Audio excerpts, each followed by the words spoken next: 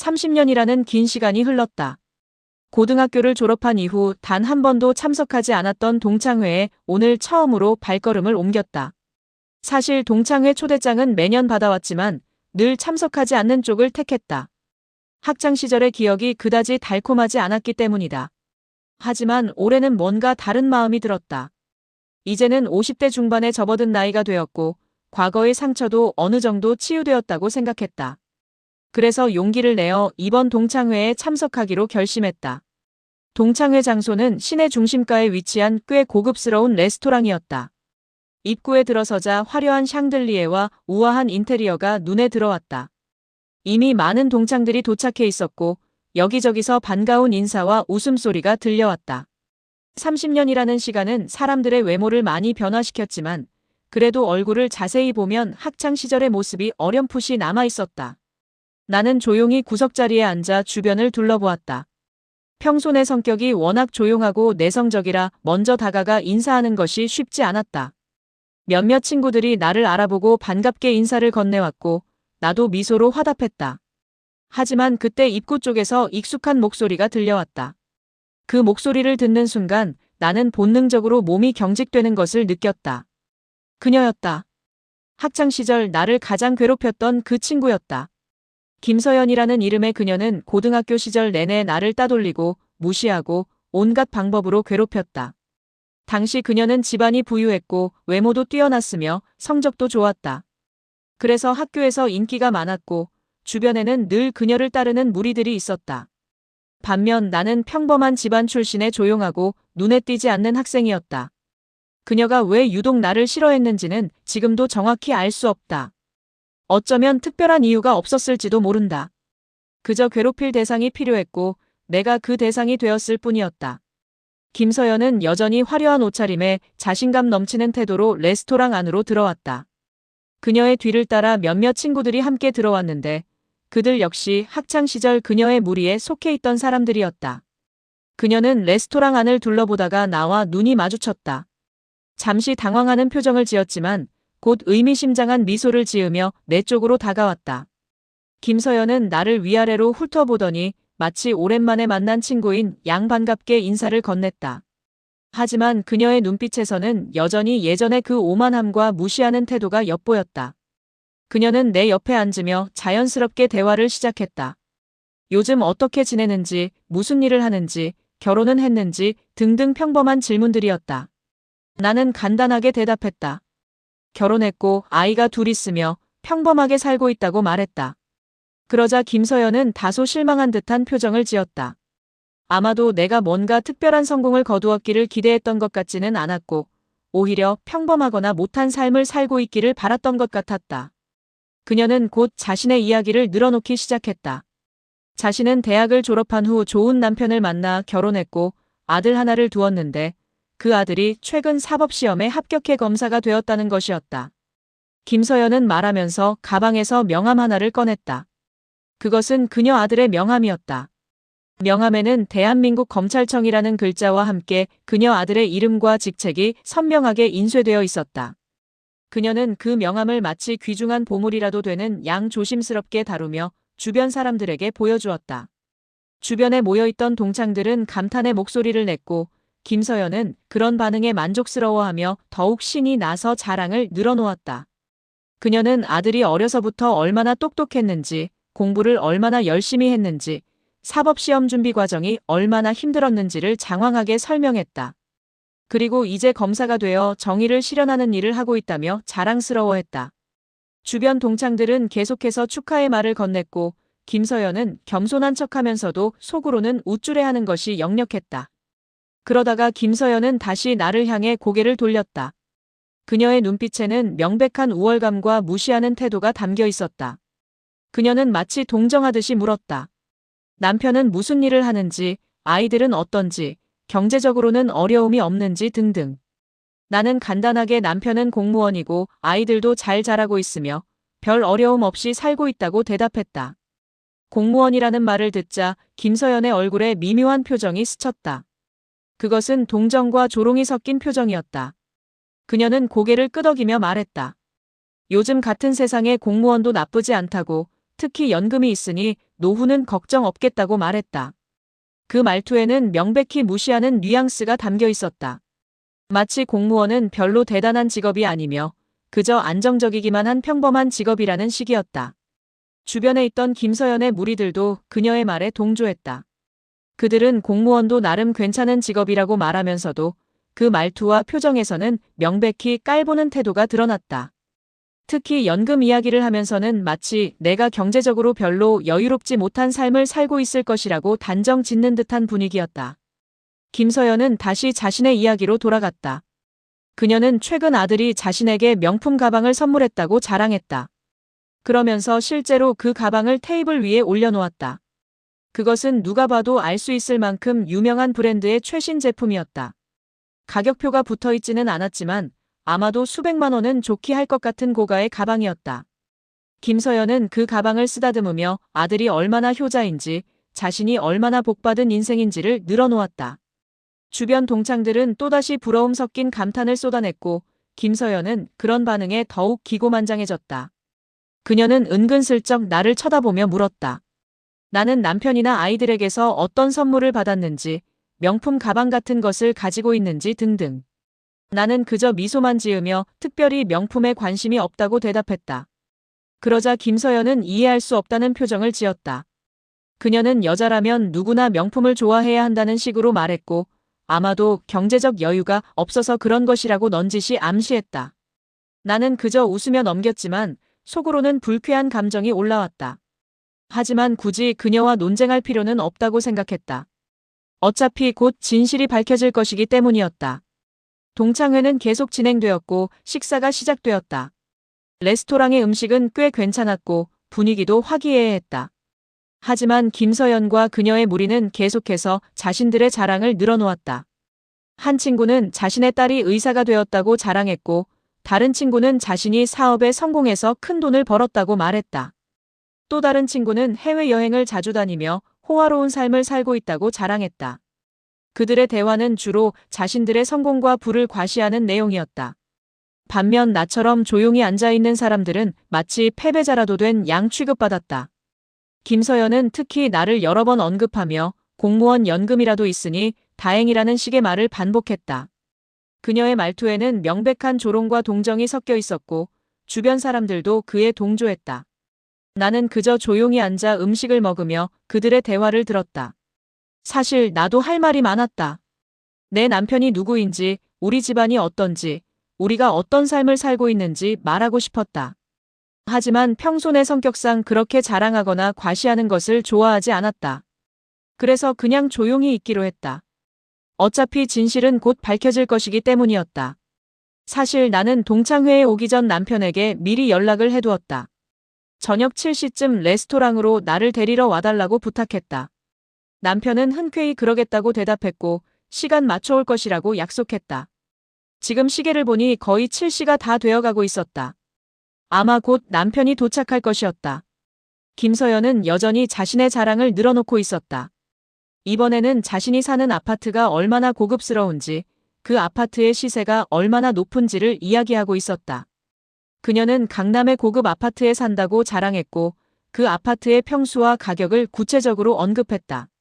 주변 사람들은 또다시 부러움을 표시했고 김서연은 만족스러워했다.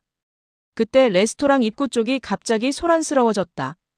여러 사람들이 무언가를 보고 웅성거리기 시작했다. 나는 고개를 돌려 입구 쪽을 바라보았다. 그곳에는 남편이 서 있었다. 남편은 평소처럼 단정한 정장 차림이었지만 오늘은 특히 더 격식을 차린 옷차림이었다. 그리고 남편의 뒤로는 몇 명의 경호원들이 따라왔다. 레스토랑 안의 분위기가 순식간에 변했다. 사람들은 입구 쪽을 쳐다보며 수군거리기 시작했다. 누군가가 작은 목소리로 저 사람이 누구냐고 물었고 다른 누군가가 대답했다. 저 사람은 현직 검찰총장이라고 TV에서 자주 보던 얼굴이라고 말했다. 그 말을 들은 사람들의 얼굴이 놀라움으로 가득 찼다. 남편은 레스토랑 안을 둘러보다가 나를 발견했다. 그는 미소를 지으며 내 쪽으로 걸어왔다. 경호원들은 입구 근처에서 대기했고 남편만 혼자 내게로 다가왔다. 레스토랑 안의 모든 시선이 남편에게 쏠려 있었다. 사람들은 숨을 죽인 채 이 상황을 지켜보고 있었다. 남편은 내 옆에 도착해서 다정하게 인사했다. 동창회는 어땠는지 재미있었는지 물었다. 나는 미소를 지으며 괜찮았다고 대답했다. 남편은 고개를 끄덕이며 이제 집에 갈 준비가 되었는지 물었다.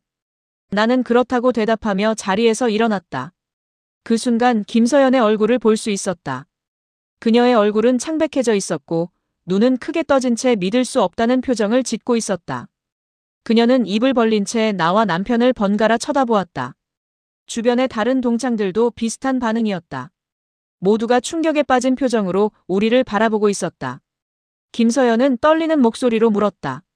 저분이 당신 남편이냐고, 정말 검찰총장이 맞냐고 물었다. 나는 조용히 고개를 끄덕였다. 그렇다고 내 남편이라고 대답했다. 그 순간 김서연의 얼굴에서 모든 혈색이 빠져나갔다. 그녀는 마치 유령이라도 본 듯한 표정을 지었다. 남편은 주변을 둘러보며 정중하게 인사했다. 아내의 동창들이라며 만나서 반갑다고 말했다. 하지만 그의 말투와 태도에는 자연스러운 권위가 묻어났다. 그는 오랜 시간 검찰에서 일하며 수많은 사건과 사람들을 다뤄온 사람이었다. 그의 존재감은 압도적이었고 레스토랑 안의 모든 사람들이 그것을 느낄 수 있었다. 김서연은 황급히 자리에서 일어났다. 그녀는 어색하게 웃으며 인사를 건넸다. 자신이 내 고등학교 동창이라고, 오랜만에 만나서 반가웠다고 말했다. 하지만 그녀의 목소리는 떨리고 있었고 얼굴에는 당황한 기색이 역력했다. 남편은 정중하게 고개를 끄덕이며 인사를 받았다. 김서연은 갑자기 아까 자랑하던 자신의 아들 이야기를 꺼냈다. 자신의 아들이 검사라고, 아마 남편과 같은 조직에서 일할 것이라고 말했다. 그녀는 마치 이것이 자신과 우리를 연결해주는 고리라도 되는 양필사적으로 그 이야기를 강조했다. 남편은 관심 있게 들으며 아들의 이름을 물었다. 김서연이 아들의 이름을 말하자 남편은 잠시 생각하는 표정을 지었다. 그는 고개를 끄덕이며 그 이름을 들어본 것 같다고 말했다. 아마 신임 검사 중 한 명일 것이라고 덧붙였다. 김서연의 얼굴에 잠깐 안도의 표정이 스쳤다. 하지만 그것도 잠시였다. 남편은 신임 검사들이 열심히 일하고 있다며 앞으로도 정의를 위해 헌신해주기를 바란다고 말했다. 그 말투는 상사가 부하 직원에 대해 말하는 투였다. 그 순간 김서연은 깨달았다. 자신이 그렇게 자랑하던 검사 아들은 사실 남편의 부하 중 한 명에 불과하다는 것을 말이다. 검찰 조직에서 검찰총장은 최고 책임자였다. 모든 검사들은 결국 검찰총장의 지휘를 받는다. 김서연의 아들도 예외가 아니었다. 그녀가 그렇게 자랑하던 아들은 사실 내 남편의 부하 검사 중 한 명일 뿐이었다. 김서연의 얼굴은 점점 더 창백해졌다. 그녀는 아무 말도 하지 못한 채 그저 서 있을 뿐이었다. 아까까지만 해도 그렇게 당당하고 자신감 넘치던 모습은 온데간데 없이 사라졌다. 그녀의 주변에 있던 친구들도 비슷한 반응이었다. 모두가 충격에 빠진 채 말을 잇지 못했다. 나는 조용히 가방을 챙기며 남편에게 이제 가자고 말했다. 남편은 고개를 끄덕이며 내 손을 잡았다. 우리는 레스토랑을 나서기 전에 다시 한번 주변 동창들에게 인사했다. 남편은 정중하게 좋은 시간 보내라고 말했고 나도 미소를 지으며 인사했다. 그리고 우리는 레스토랑을 나섰다. 레스토랑 밖에는 남편의 차량이 대기하고 있었다. 경호원들이 문을 열어주었고 우리는 차에 올라탔다. 차가 출발하자 남편은 나에게 물었다. 동창회가 불편하지는 않았는지, 혹시 무례한 사람은 없었는지 걱정스러운 표정으로 물었다. 나는 괜찮았다고 대답하며 미소를 지었다. 사실 오늘은 나름 의미 있는 시간이었다고 말했다. 남편은 이해한다는 표정을 지으며 내 손을 잡았다. 그는 항상 나를 배려하고 존중해주는 사람이었다. 우리는 30년 전에 대학교에서 만났다. 당시 남편은 법학과 학생이었고 나는 문학과 학생이었다. 우리는 우연한 기회에 도서관에서 만났고 그렇게 인연이 시작되었다. 남편은 처음부터 나의 조용하고 내성적인 성격을 이해해 주었고 오히려 그런 면을 좋아한다고 말했다. 우리는 졸업 후 결혼했고 남편은 사법시험에 합격해 검사가 되었다. 그는 일에 열정적이었고 정의를 실현하기 위해 최선을 다했다. 수많은 사건을 담당하며 밤낮 없이 일했고 그 노력의 결과로 승진을 거듭했다. 그리고 마침내 검찰총장이라는 자리에 올랐다. 그 과정은 결코 쉽지 않았고 많은 어려움과 시련이 있었다. 하지만 남편은 포기하지 않았고 나도 그런 남편을 묵묵히 지켜주었다. 나는 평소 남편의 직업에 대해 주변 사람들에게 자세히 이야기하지 않았다. 물론 남편이 검사라는 것은 알려져 있었지만 구체적으로 어떤 직급인지, 어떤 일을 하는지는 굳이 말하지 않았다. 그것은 내 성격 탓이기도 했고, 또한 남편의 직업 특성상 너무 드러내는 것이 좋지 않다고 생각했기 때문이기도 했다. 그래서 동창들도 내 남편이 공무원이라는 것만 알고 있었고, 구체적으로는 모르고 있었다. 사실 오늘 동창회에 참석하기 전에 남편과 이야기를 나누었다.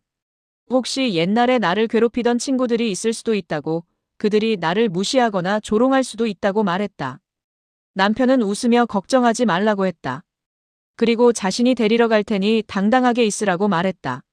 나는 남편의 그런 배려가 고마웠다. 차는 우리 집을 향해 달리고 있었다.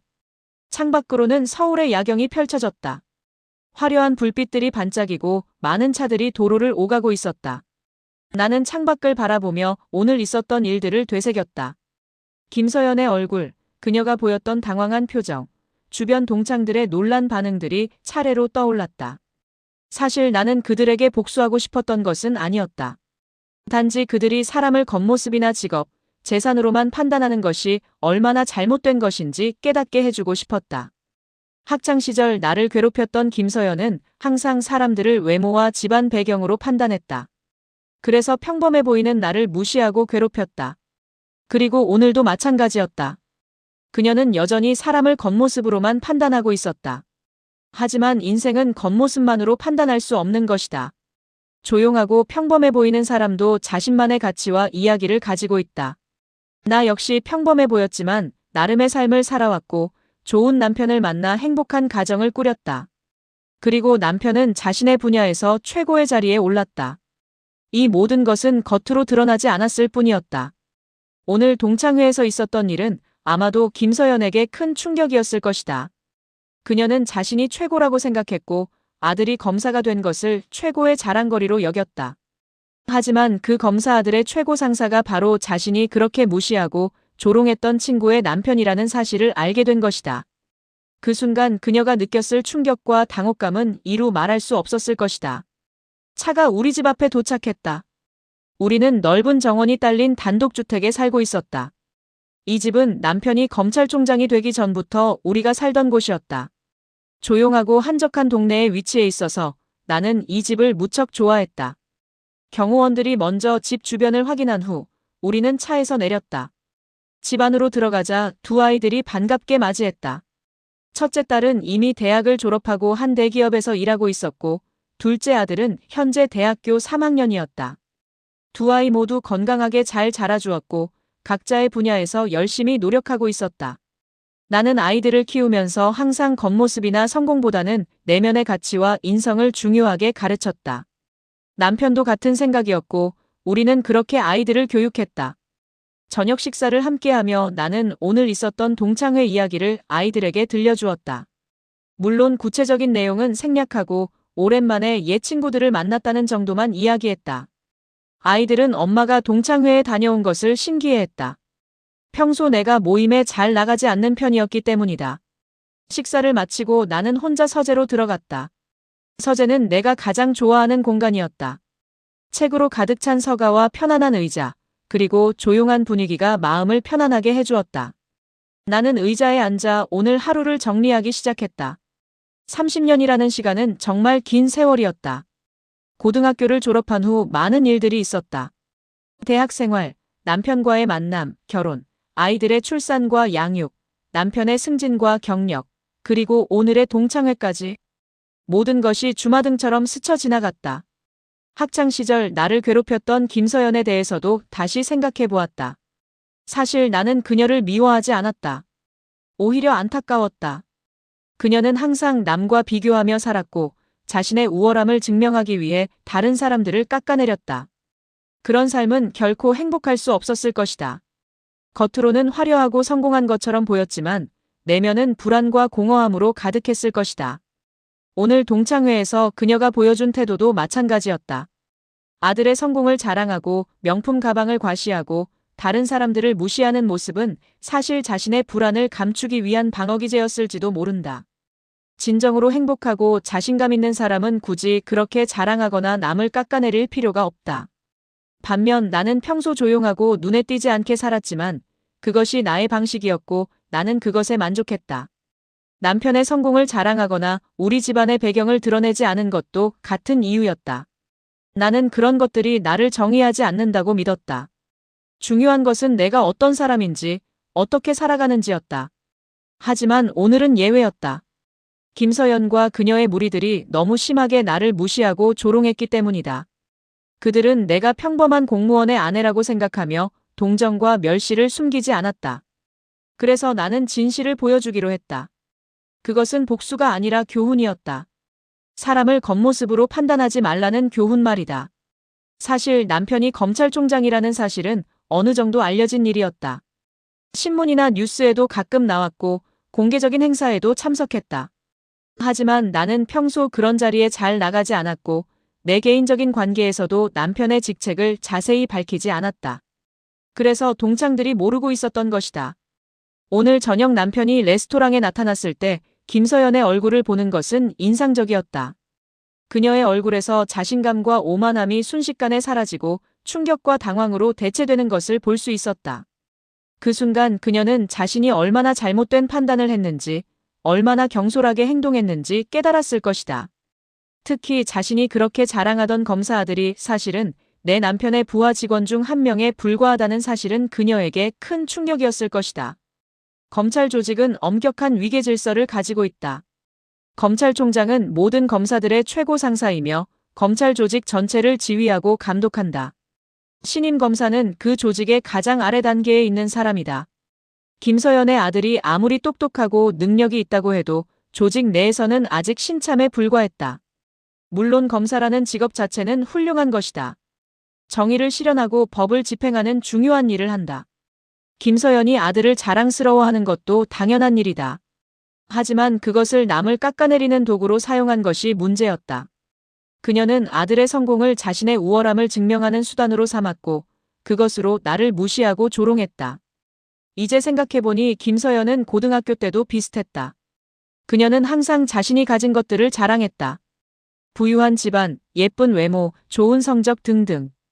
그리고 그것들로 다른 사람들을 평가하고 판단했다. 자신보다 못하다고 생각하는 사람들은 무시하고 괴롭혔다. 나도 그런 대상 중 하나였다. 당시 나는 평범한 집안 출신이었고 특별히 눈에 띄는 외모도 아니었다. 성적은 나쁘지 않았지만 최상위권은 아니었다. 무엇보다 나는 조용하고 내성적인 성격이라 친구들과 어울리는 것을 별로 좋아하지 않았다. 그런 나는 김서연에게 좋은 표적이 되었다. 그녀는 여러 방법으로 나를 괴롭혔다. 때로는 직접적으로 모욕적인 말을 했고 때로는 은근히 따돌렸다. 반아이들 앞에서 나를 망신주기도 했고 내 물건을 숨기거나 망가뜨리기도 했다. 나는 그때마다 참고 견뎠다. 선생님이나 부모님께 말씀드릴 수도 있었지만 그렇게 하면 상황이 더 나빠질 것 같았다. 그래서 그냥 조용히 견뎠다. 그 시절은 정말 힘들었다. 학교 가는 것이 두려웠고 매일 아침 일어나는 것이 고통스러웠다. 하지만 나는 포기하지 않았다. 공부에 집중했고 책을 읽으며 위안을 찾았다. 그리고 언젠가는 이 모든 것이 지나갈 것이라고, 더 나은 미래가 올 것이라고 믿었다. 고등학교를 졸업하고 대학에 진학했을 때 나는 마치 감옥에서 풀려난 것 같은 해방감을 느꼈다. 대학에서는 새로운 사람들을 만났고 새로운 환경에서 새로운 시작을 할 수 있었다. 그리고 그곳에서 남편을 만났다. 남편은 처음부터 나를 있는 그대로 받아들여 주었다. 내가 조용하고 내성적인 것을 문제 삼지 않았고 오히려 그런 면을 좋아한다고 했다. 그는 시끄럽고 화려한 것보다 조용하고 진실한 것을 선호하는 사람이었다. 우리는 금방 서로에게 끌렸고 자연스럽게 연인 관계가 되었다. 남편은 법학을 공부하고 있었고 장래의 법조인이 되는 것이 꿈이었다. 그는 정의에 대한 강한 신념을 가지고 있었고 법을 통해 사회에 기여하고 싶어 했다. 나는 그런 남편의 꿈을 응원했고 남편도 나의 꿈을 지지해 주었다. 나는 문학을 전공했고 글쓰기를 좋아했다. 남편은 내가 쓴 글들을 읽고 진심으로 칭찬해 주었다. 졸업 후 우리는 결혼했다. 남편은 사법시험을 준비했고 나는 작은 출판사에서 일하며 남편을 뒷받침했다. 그 시절은 경제적으로 넉넉하지 않았지만 우리는 행복했다. 서로를 사랑했고 함께 미래를 꿈꾸었다. 남편은 몇 년간의 준비 끝에 사법시험에 합격했다. 그리고 사법연수원을 거쳐 검사가 되었다. 처음에는 지방의 작은 검찰청에 배치되었지만 남편은 열심히 일했다. 그는 매일 밤늦게까지 사건 자료를 검토했고 정의를 실현하기 위해 최선을 다했다. 남편의 노력은 인정받았다. 그는 여러 중요한 사건을 성공적으로 처리했고 상사들로부터 좋은 평가를 받았다. 그리고 점차 승진을 거듭했다. 처음에는 평검사에서 부장검사로, 그 다음에는 지청장, 그리고 고등검찰청 검사장을 거쳐 마침내 검찰총장이 되었다. 그 과정은 결코 쉽지 않았다. 검찰 조직 내에서 승진하기 위해서는 능력은 물론이고 청렴함과 공정함도 필요했다. 남편은 그 모든 면에서 인정받았다. 그는 어떤 압력에도 굴하지 않았고 오직 법과 정의를 따랐다. 때로는 그것 때문에 어려움을 겪기도 했지만 남편은 자신의 신념을 굽히지 않았다. 나는 그런 남편을 항상 자랑스럽게 여겼다. 하지만 동시에 그것을 자랑하거나 과시하지는 않았다. 그것은 남편의 성취였고 남편의 노력의 결과였다. 나는 단지 그것을 지켜보고 응원하는 역할을 했을 뿐이었다. 물론 가정을 돌보고 아이들을 키우는 것도 중요한 일이었지만 그것이 자랑할 만한 것이라고는 생각하지 않았다. 아이들도 비슷하게 키웠다. 나는 아이들에게 항상 겸손하고 진실하게 살라고 가르쳤다. 남의 것을 부러워하거나 자신의 것을 자랑하지 말라고 했다. 중요한 것은 외적인 성공이 아니라 내적인 성장이라고 강조했다. 남편도 같은 생각이었고 우리는 그렇게 아이들을 교육했다. 다행히 아이들은 잘 자라주었다. 첫째 딸은 성실하고 책임감 있는 사람으로 성장했고 둘째 아들도 밝고 긍정적인 성격을 가지고 있었다. 두 아이 모두 자신의 길을 찾아가고 있었고 나는 그것만으로도 충분히 만족했다. 오늘 동창회에서 김서연이 자신의 아들을 자랑하는 것을 보면서 나는 우리 아이들을 떠올렸다. 우리 딸도 대기업에 취직했고 일을 잘하고 있었다. 아들도 대학에서 좋은 성적을 받고 있었다. 하지만 나는 그것을 굳이 자랑하지 않았다. 왜냐하면 그것이 나를 정의하는 것이 아니기 때문이었다. 김서연은 아들의 성공을 마치 자신의 성공인 양 자랑했다. 물론 부모로서 자식의 성공을 자랑스러워하는 것은 당연하다. 하지만 그것을 다른 사람을 깎아내리는 도구로 사용하는 것은 잘못되었다. 그녀는 아들이 검사라는 사실로 자신의 우월함을 증명하려 했고 나를 무시하고 조롱했다. 하지만 아이러니하게도 그녀가 그렇게 자랑하던 검사 아들은 사실 내 남편의 부하 직원이었다. 검찰 조직에서 검찰총장은 절대적인 권한을 가지고 있다. 모든 검사들의 인사권을 가지고 있고 중요한 사건의 지휘권도 가지고 있다. 김서연의 아들이 아무리 뛰어난 검사라고 해도 결국은 내 남편의 지휘를 받는 부하 중 한 명이었다. 그 사실을 알게 된 김서연의 충격은 이루 말할 수 없었을 것이다. 자신이 그렇게 무시하고 조롱했던 친구의 남편이 사실은 자신의 아들의 최고 상사였다니. 그것도 단순한 상사가 아니라 검찰 조직 전체의 최고 책임자였다니. 그 순간 그녀가 느꼈을 굴욕감과 당혹감은 상상하기 어렵지 않았다. 물론 나는 그녀에게 굴욕을 주려고 한 것은 아니었다. 단지 진실을 보여준 것뿐이었다. 사람을 겉모습으로 판단하지 말라는 교훈을 주고 싶었다. 조용하고 평범해 보이는 사람도 자신만의 이야기와 가치를 가지고 있다. 누군가를 무시하거나 조롱하기 전에 먼저 그 사람을 제대로 알려고 노력해야 한다. 서재에서 나와 거실로 갔다. 남편은 소파에 앉아 서류를 검토하고 있었다. 검찰총장의 일은 결코 쉽지 않았다.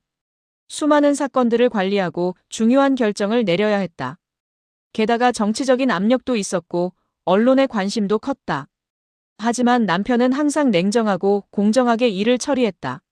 나는 남편 옆에 앉으며 오늘 동창회에 대해 더 이야기했다. 김서연이 얼마나 당황했는지, 주변 사람들이 어떤 반응을 보였는지 자세히 설명했다. 남편은 웃으며 들었다. 그리고 사람들이 겉모습으로 판단하는 것이 얼마나 어리석은 일인지 다시 한번 깨달았을 것이라고 말했다. 남편은 일을 하면서 수많은 사람들을 만났다. 겉으로는 훌륭해 보이지만 속으로는 부패한 사람들도 있었고 겉으로는 평범해 보이지만 내면은 고결한 사람들도 있었다. 그는 그런 경험을 통해 사람을 판단할 때는 겉모습이 아니라 그 사람의 행동과 가치관을 봐야 한다는 것을 배웠다고 했다. 나도 같은 생각이었다. 학창시절 김서연에게 괴롭힘을 당하면서 나는 많은 것을 배웠다. 외적인 것들은 일시적이고 변할 수 있지만 내적인 가치는 영원하다는 것을 깨달았다. 그래서 나는 항상 내면을 가꾸는 데 집중했다. 책을 읽고 생각하고 성장하려고 노력했다. 그 결과 나는 지금 행복한 삶을 살고 있었다. 사랑하는 남편과 건강한 아이들, 안정적인 생활이 있었다. 물론 남편의 직업 때문에 때로는 어려움도 있었다. 남편은 항상 바빴고 때로는 위험한 상황에 처하기도 했다. 하지만 우리는 서로를 믿고 의지하며 그런 어려움을 이겨냈다. 다음 날 아침, 나는 평소처럼 일찍 일어나 가족들의 아침 식사를 준비했다. 남편은 이미 일어나 운동을 하고 있었고 아이들도 하나둘 일어나기 시작했다. 우리는 함께 식탁에 앉아 아침을 먹으며 오늘의 계획에 대해 이야기했다. 아침 식사를 마치고 남편은 출근 준비를 했다. 오늘도 중요한 회의가 여러 개 예정되어 있다고 했다. 나는 남편의 넥타이를 매주며 조심하라고 당부했다. 남편은 미소를 지으며 걱정하지 말라고 했다. 그리고 오늘 저녁에는 일찍 들어오겠다고 약속했다.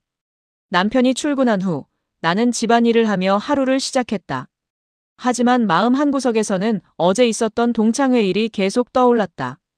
김서연의 얼굴, 그녀가 보였던 충격과 당황, 주변 사람들의 놀란 반응들이 계속 생각났다.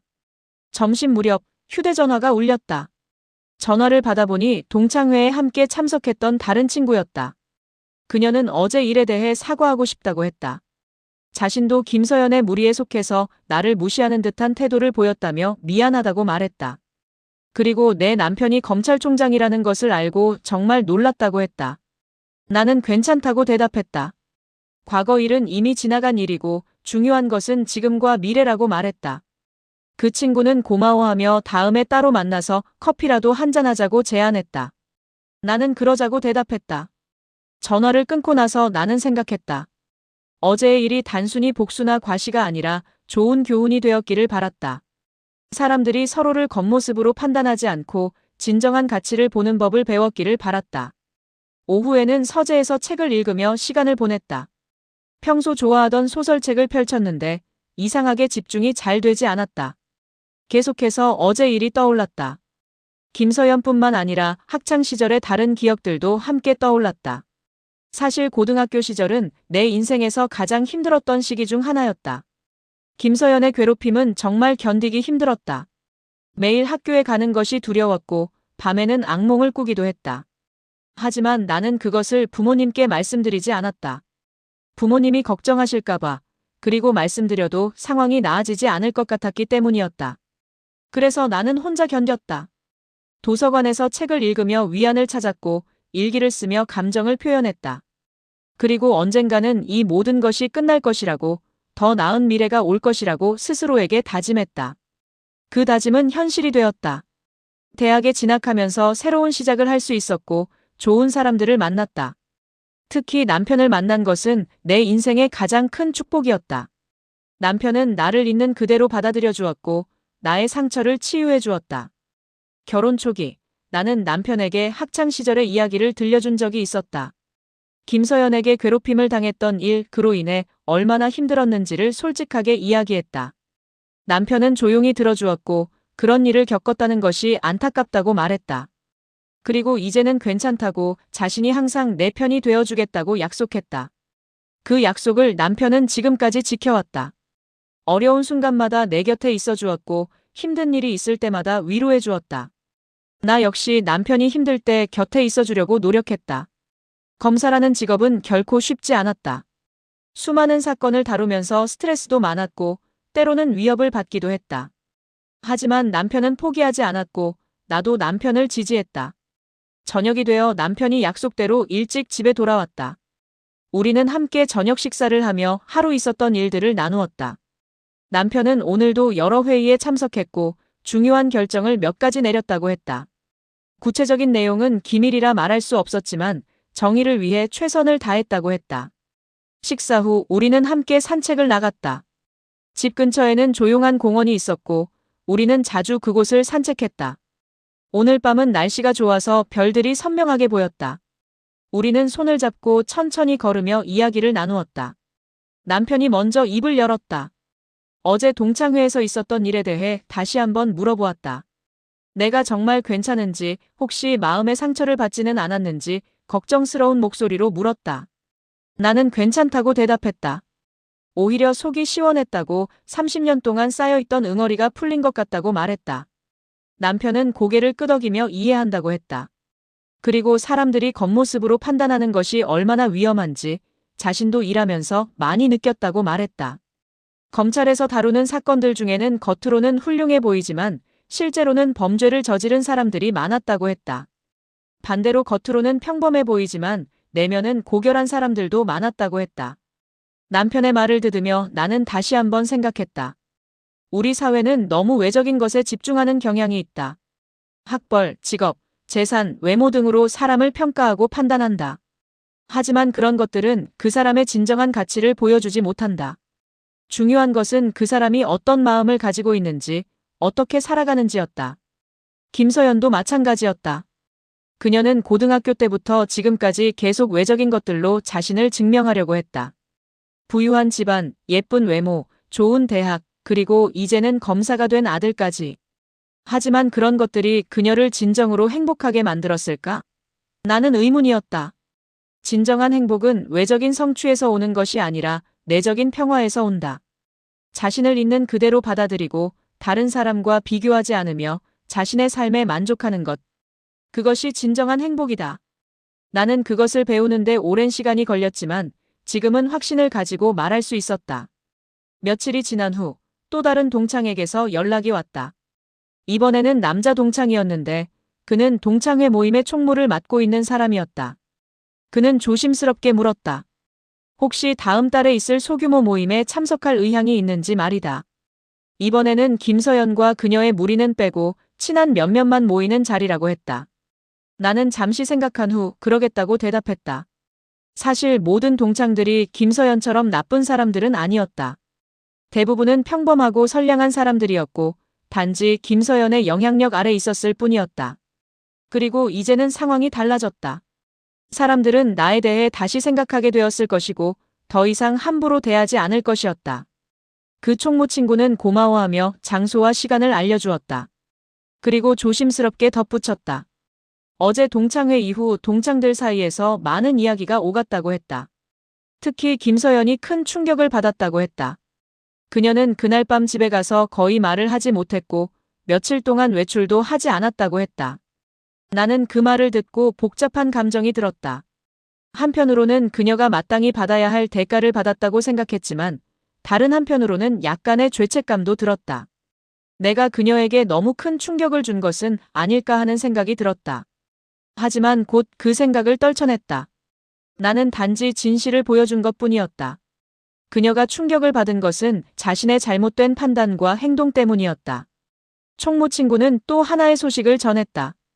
김서연이 자신의 아들에게 전화를 걸어 내 남편에 대해 물어봤다고 했다.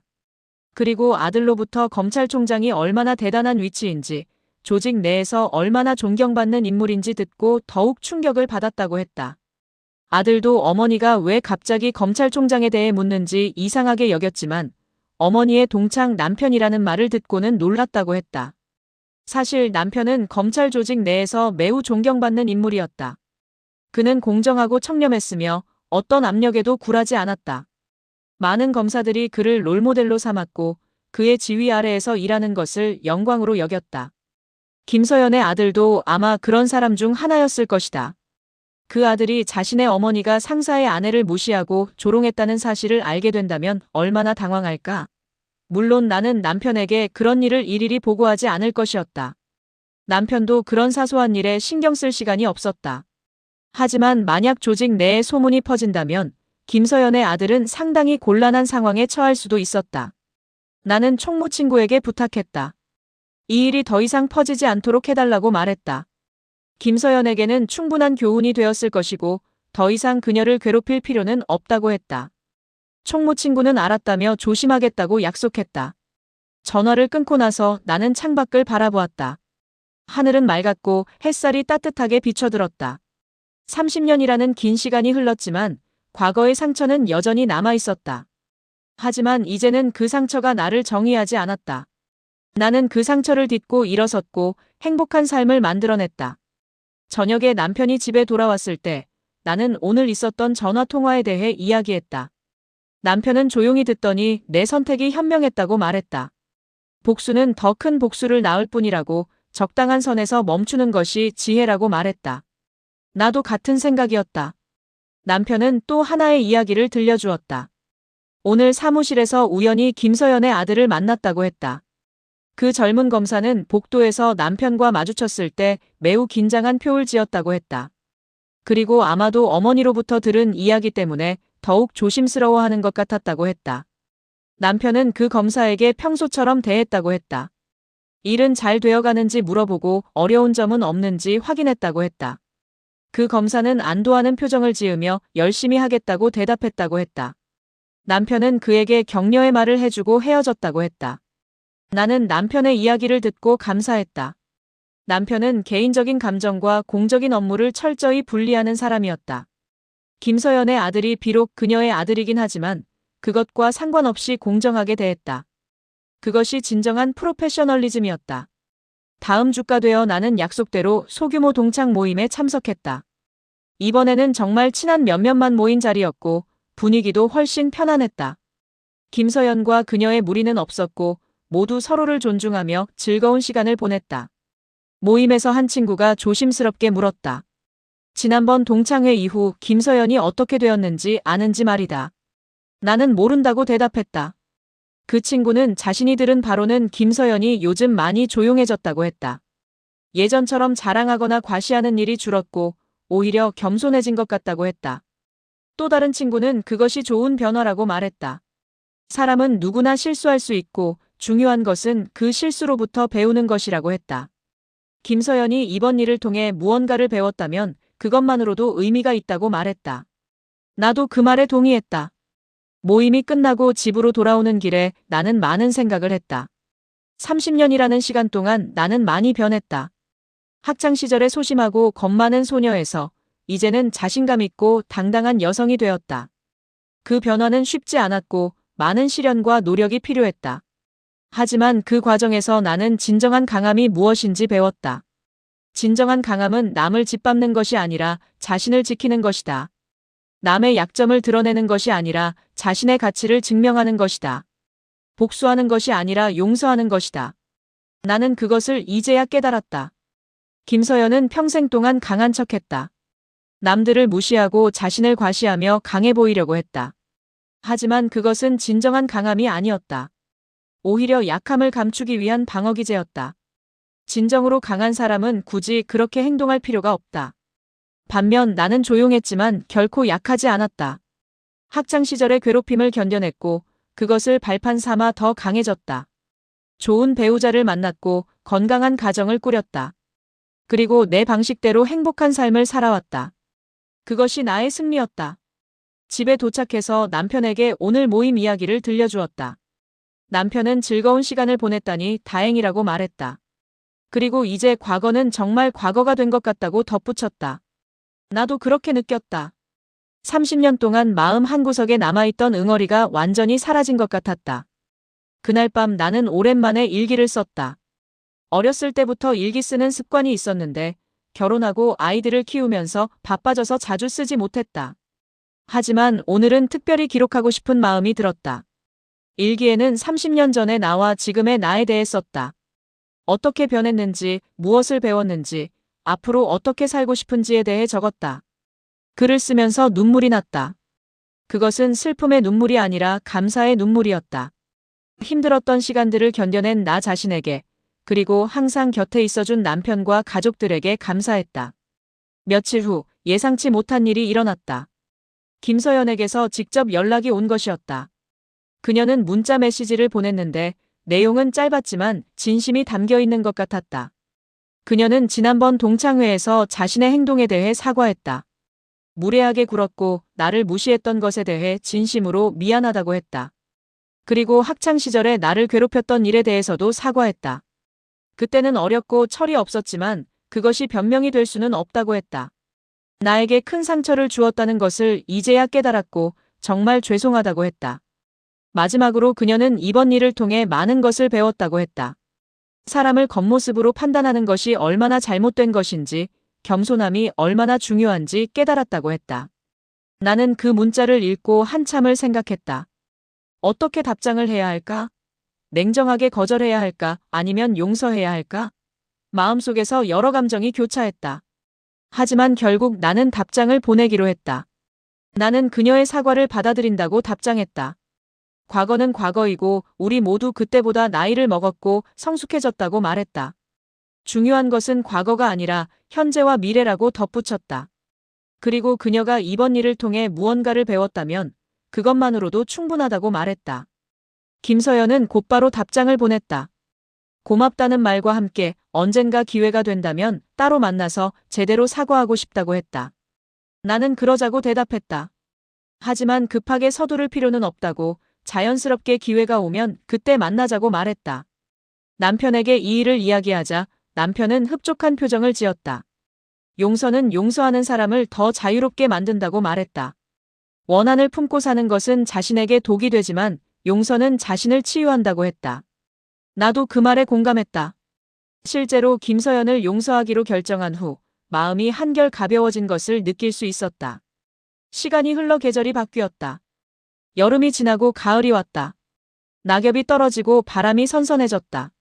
나는 여전히 평범한 일상을 살았고 남편은 여전히 바쁘게 일했다. 아이들도 각자의 자리에서 열심히 살아가고 있었다. 어느 가을날 오후 나는 동네 카페에서 친구들과 만났다. 이번에는 동창회가 아니라 정말 친한 몇몇 친구들만의 모임이었다. 우리는 커피를 마시며 근황을 나누고 추억을 이야기했다. 분위기는 따뜻하고 편안했다. 그때 카페 문이 열리며 한 여자가 들어왔다. 김서연이었다. 그녀는 우리를 보고 잠시 망설이는 듯 했지만 곧 용기를 내어 다가왔다. 그녀의 표정은 예전과 달랐다. 오만함과 자신감 대신 겸손함과 조심스러움이 보였다. 김서연은 우리에게 인사하며 잠깐 앉아도 되는지 물었다. 친구들은 서로를 쳐다보았고 나는 고개를 끄덕였다. 그녀는 감사하다는 표정을 지으며 자리에 앉았다.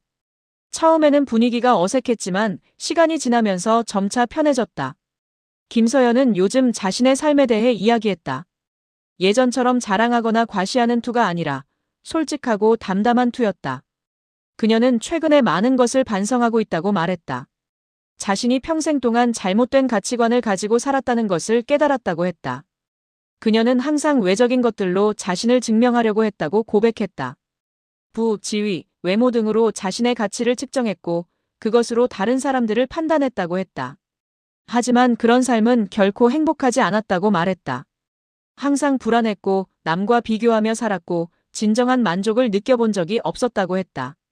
지난번 동창회에서 있었던 일은 그녀에게 큰 충격이자 동시에 전환점이 되었다고 했다. 자신이 그렇게 무시하고 조롱했던 사람이 사실은 자신보다 훨씬 더 의미 있는 삶을 살고 있었다는 것을 깨달았다고 했다. 그리고 진정한 가치는 겉모습이 아니라 내면에 있다는 것을 뼈저리게 느꼈다고 말했다. 친구들은 조용히 그녀의 이야기를 들었다. 누구도 그녀를 비난하거나 조롱하지 않았다. 오히려 이해하고 공감하는 분위기였다. 사실 우리 모두 살아가면서 실수를 하고 잘못된 선택을 한다. 중요한 것은 그것을 인정하고 배우는 것이었다. 김서연은 마지막으로 나를 바라보며 다시 한번 사과했다. 학창시절과 지난번 동창회에서 나에게 했던 모든 행동들에 대해 진심으로 미안하다고 말했다. 그리고 이제라도 용서를 구할 수 있게 되어 감사하다고 했다.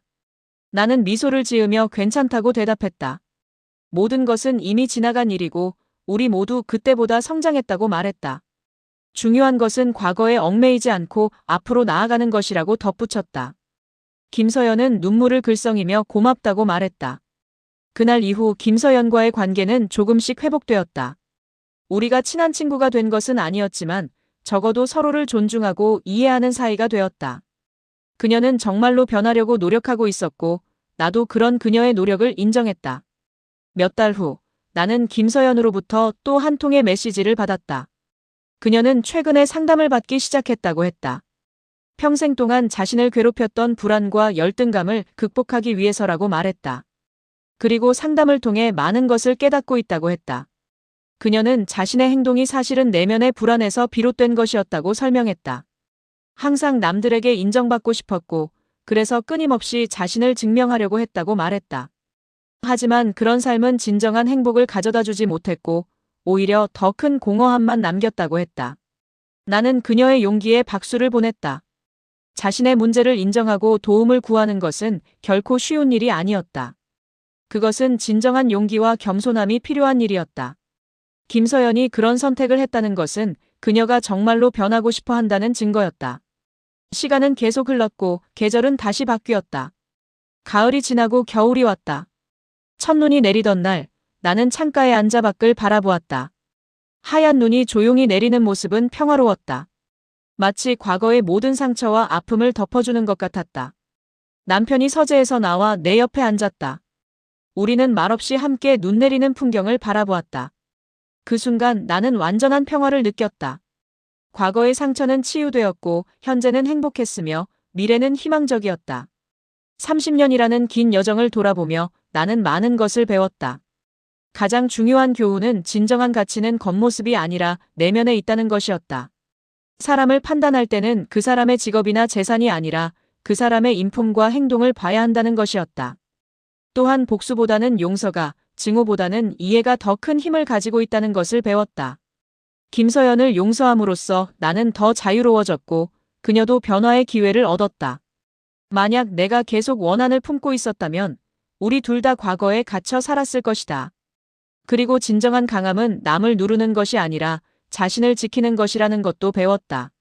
학창시절 김서연의 괴롭힘을 견뎌낸 것, 그리고 그것을 발판 삼아 더 나은 사람이 된 것. 그것이 진정한 승리였다. 남편은 내 손을 잡으며 무슨 생각을 하는지 물었다. 나는 미소를 지으며 대답했다. 그저 감사한 마음이라고, 이 모든 여정이 결국 지금의 행복으로 이어졌다는 것에 감사하다고 말했다. 남편도 미소를 지으며 내 손을 꼭 잡아주었다. 그날 저녁, 온 가족이 함께 저녁 식사를 했다. 첫째 딸은 회사에서 있었던 재미있는 일을 이야기했고, 둘째 아들은 학교 프로젝트에 대해 신나게 설명했다.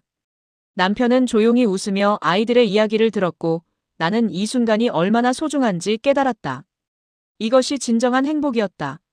화려하지 않지만 따뜻한 가족의 시간, 서로를 아끼고 존중하는 관계, 그리고 평범하지만 의미 있는 일상.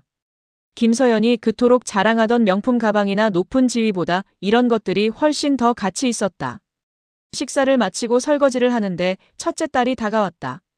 그녀는 최근 회사에서 승진 제안을 받았다고 조심스럽게 말했다. 하지만 그것을 받아들일지 고민 중이라고 했다. 승진하면 더 많은 책임과 더 긴 근무 시간이 따라온다고, 그것이 정말 자신이 원하는 삶인지 확신이 서지 않는다고 말했다. 나는 딸의 손을 잡으며 조언했다. 중요한 것은 남들의 기대나 사회적 기준이 아니라 내가 진정으로 원하는 것이라고 말했다.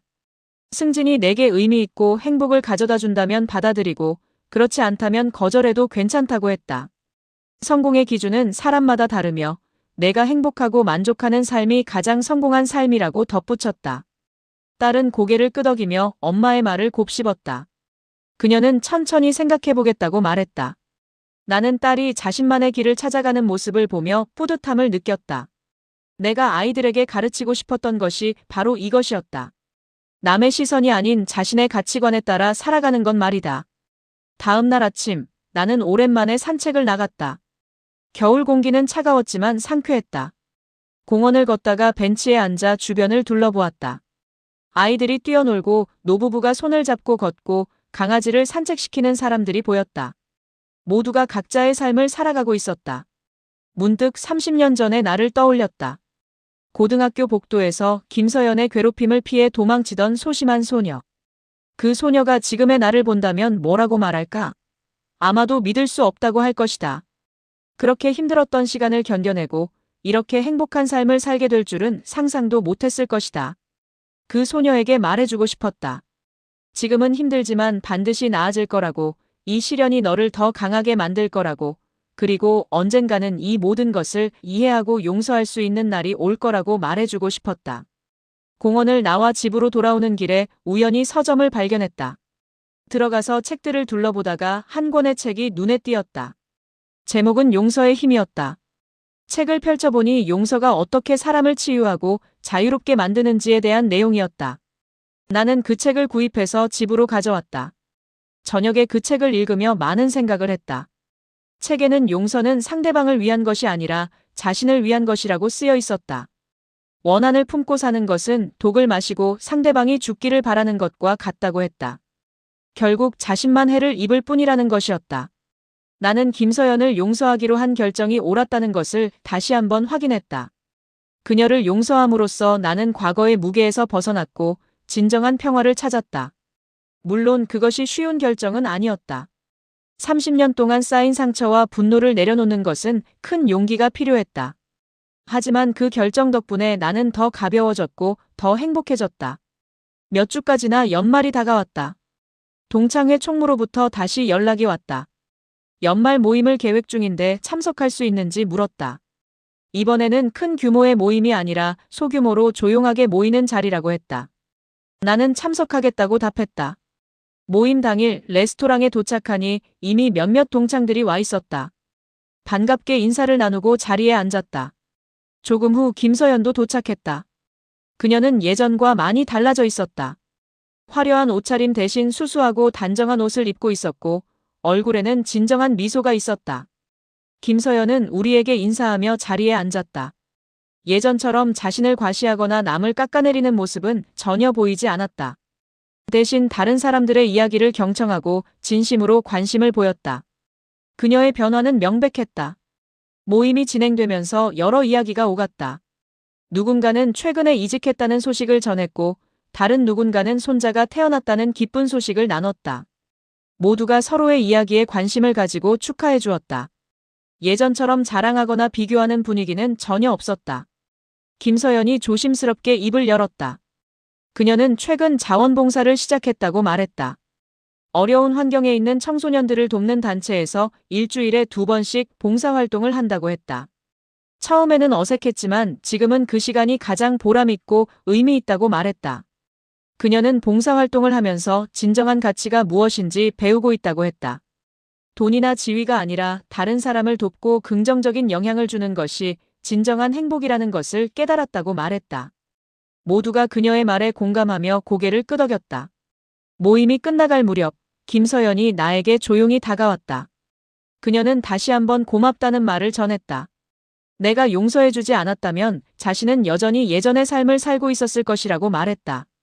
그리고 이제는 진정으로 행복하다고, 비록 예전만큼 화려하지는 않지만 훨씬 더 만족스럽고 의미 있는 삶을 살고 있다고 했다. 나는 그녀의 손을 잡으며 말했다. 변화는 쉽지 않지만 너는 해냈다고, 그것이 정말 대단하다고 칭찬했다. 김서연은 눈물을 글썽이며 고마워했다. 우리는 서로를 꼭 안아주었다. 그 순간 30년 동안의 모든 앙금이 완전히 사라진 것을 느낄 수 있었다. 집으로 돌아오는 길에 남편에게 전화를 걸었다. 오늘 모임이 어땠는지, 김서연이 얼마나 변했는지 이야기했다. 남편은 다행이라고 말했다. 사람은 누구나 변할 수 있고 그 변화를 지지해주는 것이 중요하다고 했다. 나도 그렇게 생각했다. 연말이 지나고 새해가 밝았다. 새해 첫날 아침, 온 가족이 함께 모여 새해 목표에 대해 이야기했다. 첫째 딸은 결국 승진을 받아들이기로 했다고 발표했다. 하지만 일과 삶의 균형을 잘 유지하겠다는 조건으로 말이다. 둘째 아들은 올해 안에 자신의 진로를 확실히 결정하겠다고 다짐했다. 남편은 정의로운 사회를 만드는데 계속 기여하겠다고 말했다. 검찰총장으로서의 임기가 얼마 남지 않았지만 남은 기간 동안 최선을 다하겠다고 다짐했다.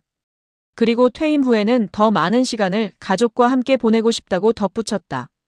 내 차례가 되었을 때 나는 잠시 생각했다. 그리고 말했다. 올해는 더 많이 용서하고 사랑하며 살겠다고, 과거에 얽매이지 않고 현재를 충실히 살겠다고 다짐했다. 그리고 내 경험을 다른 사람들과 나누어 그들에게도 도움이 되고 싶다고 말했다. 가족들은 모두 내 목표에 박수를 쳐주었다. 우리는 함께 새해를 축하하며 행복한 시간을 보냈다. 그 순간 나는 완전한 만족감을 느꼈다. 이것이 바로 내가 평생 원했던 것이었다. 사랑하는 가족, 평화로운 마음, 그리고 의미 있는 살. 몇 달 후, 나는 지역 커뮤니티 센터에서 강연을 하게 되었다. 주제는 용서와 치유였다. 나는 내 경험을 바탕으로 용서가 얼마나 중요한지, 어떻게 과거의 상처를 극복할 수 있는지에 대해 이야기했다. 청중들은 집중해서 들었고 많은 질문을 했다. 강연이 끝난 후 한 여성이 다가왔다. 그녀는 눈물을 흘리며 고맙다고 말했다. 자신도 과거에 괴롭힘을 당했고 오랫동안 그 상처로 고통받아왔다고 했다. 하지만 오늘 강연을 듣고 용서할 용기를 얻었다고 말했다. 나는 그녀를 안아주며 격려했다. 그날의 강연은 나에게도 의미가 깊었다. 내 경험이 다른 사람에게 도움이 될 수 있다는 것을 깨달았다. 앞으로 더 많은 사람들과 내 이야기를 나누고 그들이 치유의 길을 찾도록 돕고 싶다는 생각이 들었다. 봄이 왔다. 공원의 나무들이 새싹을 틀고 꽃들이 피어나기 시작했다. 나는 남편과 함께 공원을 산책하며 지난 시간들을 되돌아보았다. 30년이라는 긴 여정, 그 속에서의 고통과 성장, 그리고 최종적으로 찾은 평화와 행복. 남편이 물었다. 만약 과거로 돌아갈 수 있다면 무엇을 바꾸고 싶은지. 나는 잠시 생각한 후 대답했다. 아무것도 바꾸고 싶지 않다고, 그 모든 경험이 지금의 나를 만들었다고 말했다. 고통스러웠던 순간들도 힘들었던 시간들도 모두 의미가 있었다고 말했다. 남편은 미소를 지으며 내 손을 잡았다. 그는 항상 나의 강함을 존경했다고 말했다. 겉으로는 조용하고 부드러워 보이지만 내면은 누구보다 강하고 현명하다고 칭찬했다. 나는 부끄러워하며 웃었다. 하지만 속으로는 그 말이 정말 기뻤다. 우리는 계속 걸으며 이야기를 나눴다. 남편의 퇴임 후 계획, 아이들의 미래, 우리의 노후 등 다양한 주제를 이야기했다. 모든 대화가 편안하고 자연스러웠다. 30년 가까이 함께 살아온 부부의 깊은 이해와 신뢰가 느껴졌다. 여름이 되었을 때 나는 김서연으로부터 다시 연락을 받았다. 그녀는 자신이 봉사활동을 하는 단체에서 후원자 모임을 연다고 혹시 참석할 수 있는지 물었다. 나는 기꺼이 참석하겠다고 답했다. 모임 당일 그곳에서 김서연이 도와주는 청소년들을 만났다. 그들은 어려운 환경에서 자라고 있었지만 꿈을 포기하지 않고 열심히 노력하고 있었다. 김서연은 그들을 진심으로 아끼고 돕고 있었다. 그녀의 눈빛에서 진정한 행복이 느껴졌다. 모임이 끝난 후 김서연과 커피를 마시며 이야기를 나눴다. 그녀는 이제 진정으로 행복하다고 말했다. 예전에는 남들에게 인정받기 위해 살았지만 지금은 자신이 의미 있다고 생각하는 일을 하며 살고 있다고 했다. 그것이 진정한 성공이고 행복이라는 것을 깨달았다고 말했다. 나는 그녀의 변화가 정말 자랑스럽다고 말했다. 그리고 그녀가 이제 다른 사람들에게 긍정적인 영향을 주고 있다는 것이 멋지다고 칭찬했다. 김서연은 환하게 웃으며 모든 것이 나 덕분이라고 했다. 내가 용서해주지 않았다면 이런 변화는 불가능했을 것이라고 말했다. 하지만 나는 그것은 그녀 자신의 노력과 용기 덕분이라고 말했다. 나는 단지 기회를 제공했을 뿐이고 실제로 변화를 만든 것은 그녀 자신이라고 강조했다. 김서연은 눈물을 글썽이며 고개를 끄덕였다. 그해 가을, 남편이 검찰총장직에서 퇴임했다. 퇴임식은 성대하게 치러졌고 많은 사람들이 참석했다. 검사들, 법조인들, 정부 관계자들이 모두 모여 남편의 공로를 기렸다. 남편은 감동적인 퇴임사를 했고 많은 사람들이 눈물을 흘렸다. 퇴임 후 남편은 법률 자문 일을 하며 여유로운 시간을 보냈다. 하지만 가장 중요한 것은 이제 우리가 더 많은 시간을 함께 보낼 수 있게 되었다는 것이었다. 우리는 여행도 다니고 취미 생활도 즐기며 행복한 시간을 보냈다. 그리고 나는 계속해서 강연 활동을 했다. 더 많은 사람들에게 용서와 치유에 대해 이야기했고 많은 사람들이 내 이야기를 통해 위안과 용기를 얻었다. 그것은 내게 큰 보람이었다. 어느 날 저녁, 온 가족이 모여 저녁 식사를 하고 있을 때 첫째 딸이 중요한 발표를 했다. 그녀가 약혼했다는 것이었다. 약혼자는 그녀가 회사에서 만난 동료였고 착하고 성실한 사람이라고 했다. 우리는 모두 기뻐하며 축하해 주었다. 둘째 아들도 좋은 소식을 전했다. 그는 대학원에 진학하기로 결정했고 자신이 진정으로 하고 싶은 연구 분야를 찾았다고 말했다. 우리는 아들의 결정을 전폭적으로 지지했다. 중요한 것은 남들의 기대가 아니라 자신의 열정을 따르는 것이기 때문이었다. 그날 밤 나는 침대에 누워 천장을 바라보며 생각했다. 30년 전 동창회에 참석하기로 한 결정이 얼마나 많은 것을 바꿨는지 되돌아보았다. 그 결정이 없었다면 나는 여전히 과거의 상처를 안고 살았을 것이다. 김서연도 여전히 예전의 삶을 살고 있었을 것이다. 하지만 그날의 사건은 모든 것을 바꿨다. 나는 과거의 상처를 완전히 치유했고 김서연은 새로운 사람으로 태어났다. 우리 둘 다 더 나은 사람이 되었고 더 행복해졌다. 그것이야말로 진정한 승리였다. 다음 날 아침, 나는 서재에 앉아 이 모든 경험을 글로 쓰기 시작했다. 나의 이야기 30년간의 여정, 용서와 치유의 과정을 기록하고 싶었다. 이 이야기가 다른 사람들에게도 도움이 될 수 있을 것이라고 생각했다. 글을 쓰면서 많은 감정이 올라왔다. 고통스러웠던 기억들, 행복했던 순간들, 그리고 깨달음의 순간들. 모든 것이 생생하게 떠올랐다. 나는 가능한 한 솔직하고 진실하게 쓰려고 노력했다. 내 약점도 실수도 그리고 성장 과정도 모두 포함시켰다. 몇 달 동안 글을 쓴 끝에 마침내 원고를 완성했다. 나는 그것을 출판사에 보냈고 놀랍게도 출판 제안을 받았다. 출판사 편집자는 이 이야기가 많은 사람들에게 감동과 영감을 줄 것이라고 말했다. 책이 출간되었을 때 반응은 예상보다 훨씬 뜨거웠다. 많은 사람들이 내 이야기에 공감했고 자신들의 경험을 나누었다. 과거의 상처로 고통받고 있는 사람들, 용서하지 못해 괴로워하는 사람들, 그리고 변화하고 싶지만 방법을 모르는 사람들. 그들 모두가 내 책에서 위안과 용기를 얻었다고 말했다. 김서연도 책을 읽었다. 그녀는 전화를 걸어 고맙다고 말했다.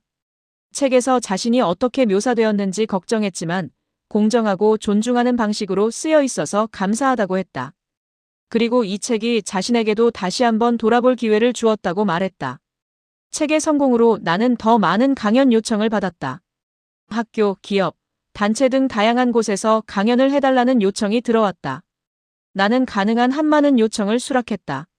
내 경험이 더 많은 사람들에게 도움이 되기를 바랐기 때문이었다. 어느 강연에서 한 학생이 질문했다. 용서하기 가장 어려웠던 순간이 언제였는지 물었다. 나는 솔직하게 대답했다. 처음 용서하기로 결심했을 때가 가장 어려웠다고 30년 동안 쌓인 분노와 상처를 내려놓는 것은 정말 힘든 일이었다고 말했다. 하지만 그 결정을 내린 순간부터 점점 더 쉬워졌다고 덧붙였다. 용서는 일회성 행동이 아니라 지속적인 과정이라고 설명했다. 매일 조금씩 용서를 선택하고 분노 대신 이해를 선택하면서 점차 자유로워졌다고 말했다. 시간은 계속 흘러 또 다른 봄이 왔다. 첫째 딸의 결혼식이 있는 날이었다. 결혼식장은 아름다운 꽃들로 장식되어 있었고 많은 하객들이 참석했다. 딸은 웨딩드레스를 입고 정말 아름다웠고 신랑도 행복한 미소를 짓고 있었다. 결혼식이 진행되는 동안 나는 눈물을 흘렸다. 기쁨의 눈물이었다. 내 딸이 좋은 사람을 만나 행복한 가정을 꾸리게 되었다는 것이 너무나 감사했다. 그리고 내가 딸에게 가르친 가치들, 즉 진실함, 겸손함, 그리고 사랑의 중요성을 딸이 잘 이해하고 실천하고 있다는 것도 자랑스러웠다. 결혼식에는 동창들도 많이 참석했다. 김서연도 왔다. 그녀는 진심으로 축하해 주었고 딸에게 좋은 조언도 해주었다. 결혼 생활에서 가장 중요한 것은 서로를 존중하고 이해하는 것이라고 자신이 뒤늦게 배운 교훈을 나누었다. 피로연에서 한 동창이 축사를 했다. 그는 우리의 이야기를 언급하며 말했다. 30년 전 우리는 모두 젊었고 어리석었다고 하지만 시간이 지나며 우리는 성장했고 배웠다고 말했다. 그리고 가장 중요한 교훈은 사람을 겉모습으로 판단하지 말아야 한다는 것이라고 강조했다. 그는 나와 김서연의 이야기를 예로 들었다. 과거의 적이 어떻게 서로를 이해하고 용서하게 되었는지, 그 과정에서 둘 다 어떻게 성장했는지 이야기했다. 하객들은 조용히 귀를 기울였고 많은 사람들이 감동받은 표정을 지었다. 결혼식이 끝나고 집으로 돌아왔을 때 나는 완전한 만족감을 느꼈다. 내 인생의 여정이 이렇게 아름다운 순간으로 이어졌다는 것이 믿기지 않았다. 30년 전 고등학교 복도에서 괴롭힘당하던 소녀가 이제는 행복한 가정을 이루고 딸의 결혼식을 축하하는 어머니가 되었다. 그날 밤 남편과 함께 발코니에 나가 별을 바라보았다. 남편이 말했다. 인생은 정말 예측할 수 없는 것 같다고 하지만 그것이 인생의 아름다움이라고 말했다. 나도 고개를 끄덕였다. 만약 모든 것이 계획대로 되었다면 우리는 이렇게 많은 것을 배우지 못했을 것이라고 대답했다. 우리는 계속 이야기를 나눴다. 앞으로의 계획, 둘째 아들의 미래, 그리고 우리의 노후에 대해서 모든 대화가 희망적이고 긍정적이었다. 과거의 상처는 완전히 치유되었고 현재는 행복했으며 미래는 밝아 보였다. 며칠 후 김서연으로부터 편지가 왔다. 요즘은 이메일이나 문자가 일반적이었지만 그녀는 손으로 직접 쓴 편지를 보냈다. 편지를 펼쳐보니 그녀의 진심이 가득 담긴 글이 적혀 있었다. 편지에는 딸의 결혼식에 초대해준 것에 대한 감사의 말이 있었다. 그리고 결혼식에 참석하면서 많은 것을 느꼈다고 썼다. 특히 나와 남편이 딸을 어떻게 키웠는지, 어떤 가치를 가르쳤는지 보면서 자신의 양육 방식을 반성하게 되었다고 했다. 김서연은 자신도 아들을 키우면서 너무 성공과 지위에만 집중했다고 고백했다. 아들에게 좋은 성적, 좋은 대학, 좋은 직업만을 강조했고 정작 중요한 인성 교육은 소홀히 했다고 반성했다. 다행히 아들은 착하게 자라주었지만 그것은 자신의 교육 덕분이 아니라 아들 자신의 본성 덕분이었다고 썼다. 편지의 마지막 부분에는 이런 내용이 있었다. 이제 자신도 손주가 생기면 다르게 키우고 싶다고, 성공보다는 행복을, 지위보다는 인성을 중요하게 가르치고 싶다고 썼다. 그리고 나에게 배운 교훈들을 절대 잊지 않겠다고 다짐했다. 나는 편지를 읽고 답장을 썼다. 그녀의 변화가 정말 대단하다고, 그리고 그 변화를 지속하는 것이 얼마나 중요한지 강조했다. 우리는 모두 평생 동안 배우고 성장하는 존재이며 실수를 인정하고 고치려는 노력이 가장 중요하다고 썼다. 그리고 그녀의 아들에 대해서도 언급했다. 남편으로부터 들은 바로는 그녀의 아들이 검찰에서 정말 성실하고 정의롭게 일하고 있다고 했다. 그것은 분명 좋은 교육의 결과이며 그녀가 자책할 필요는 없다고 위로했다. 여름이 되어 나는 새로운 프로젝트를 시작했다. 과거의 상처를 극복하고 용서를 실천하는 사람들의 이야기를 모아 두 번째 책을 쓰기로 한 것이었다. 나는 여러 사람들을 인터뷰하고 그들의 이야기를 듣기 시작했다. 인터뷰를 하면서 나는 놀라운 사실을 발견했다. 상처를 받은 경험은 사람마다 달랐지만 치유와 용서의 과정은 비슷했다.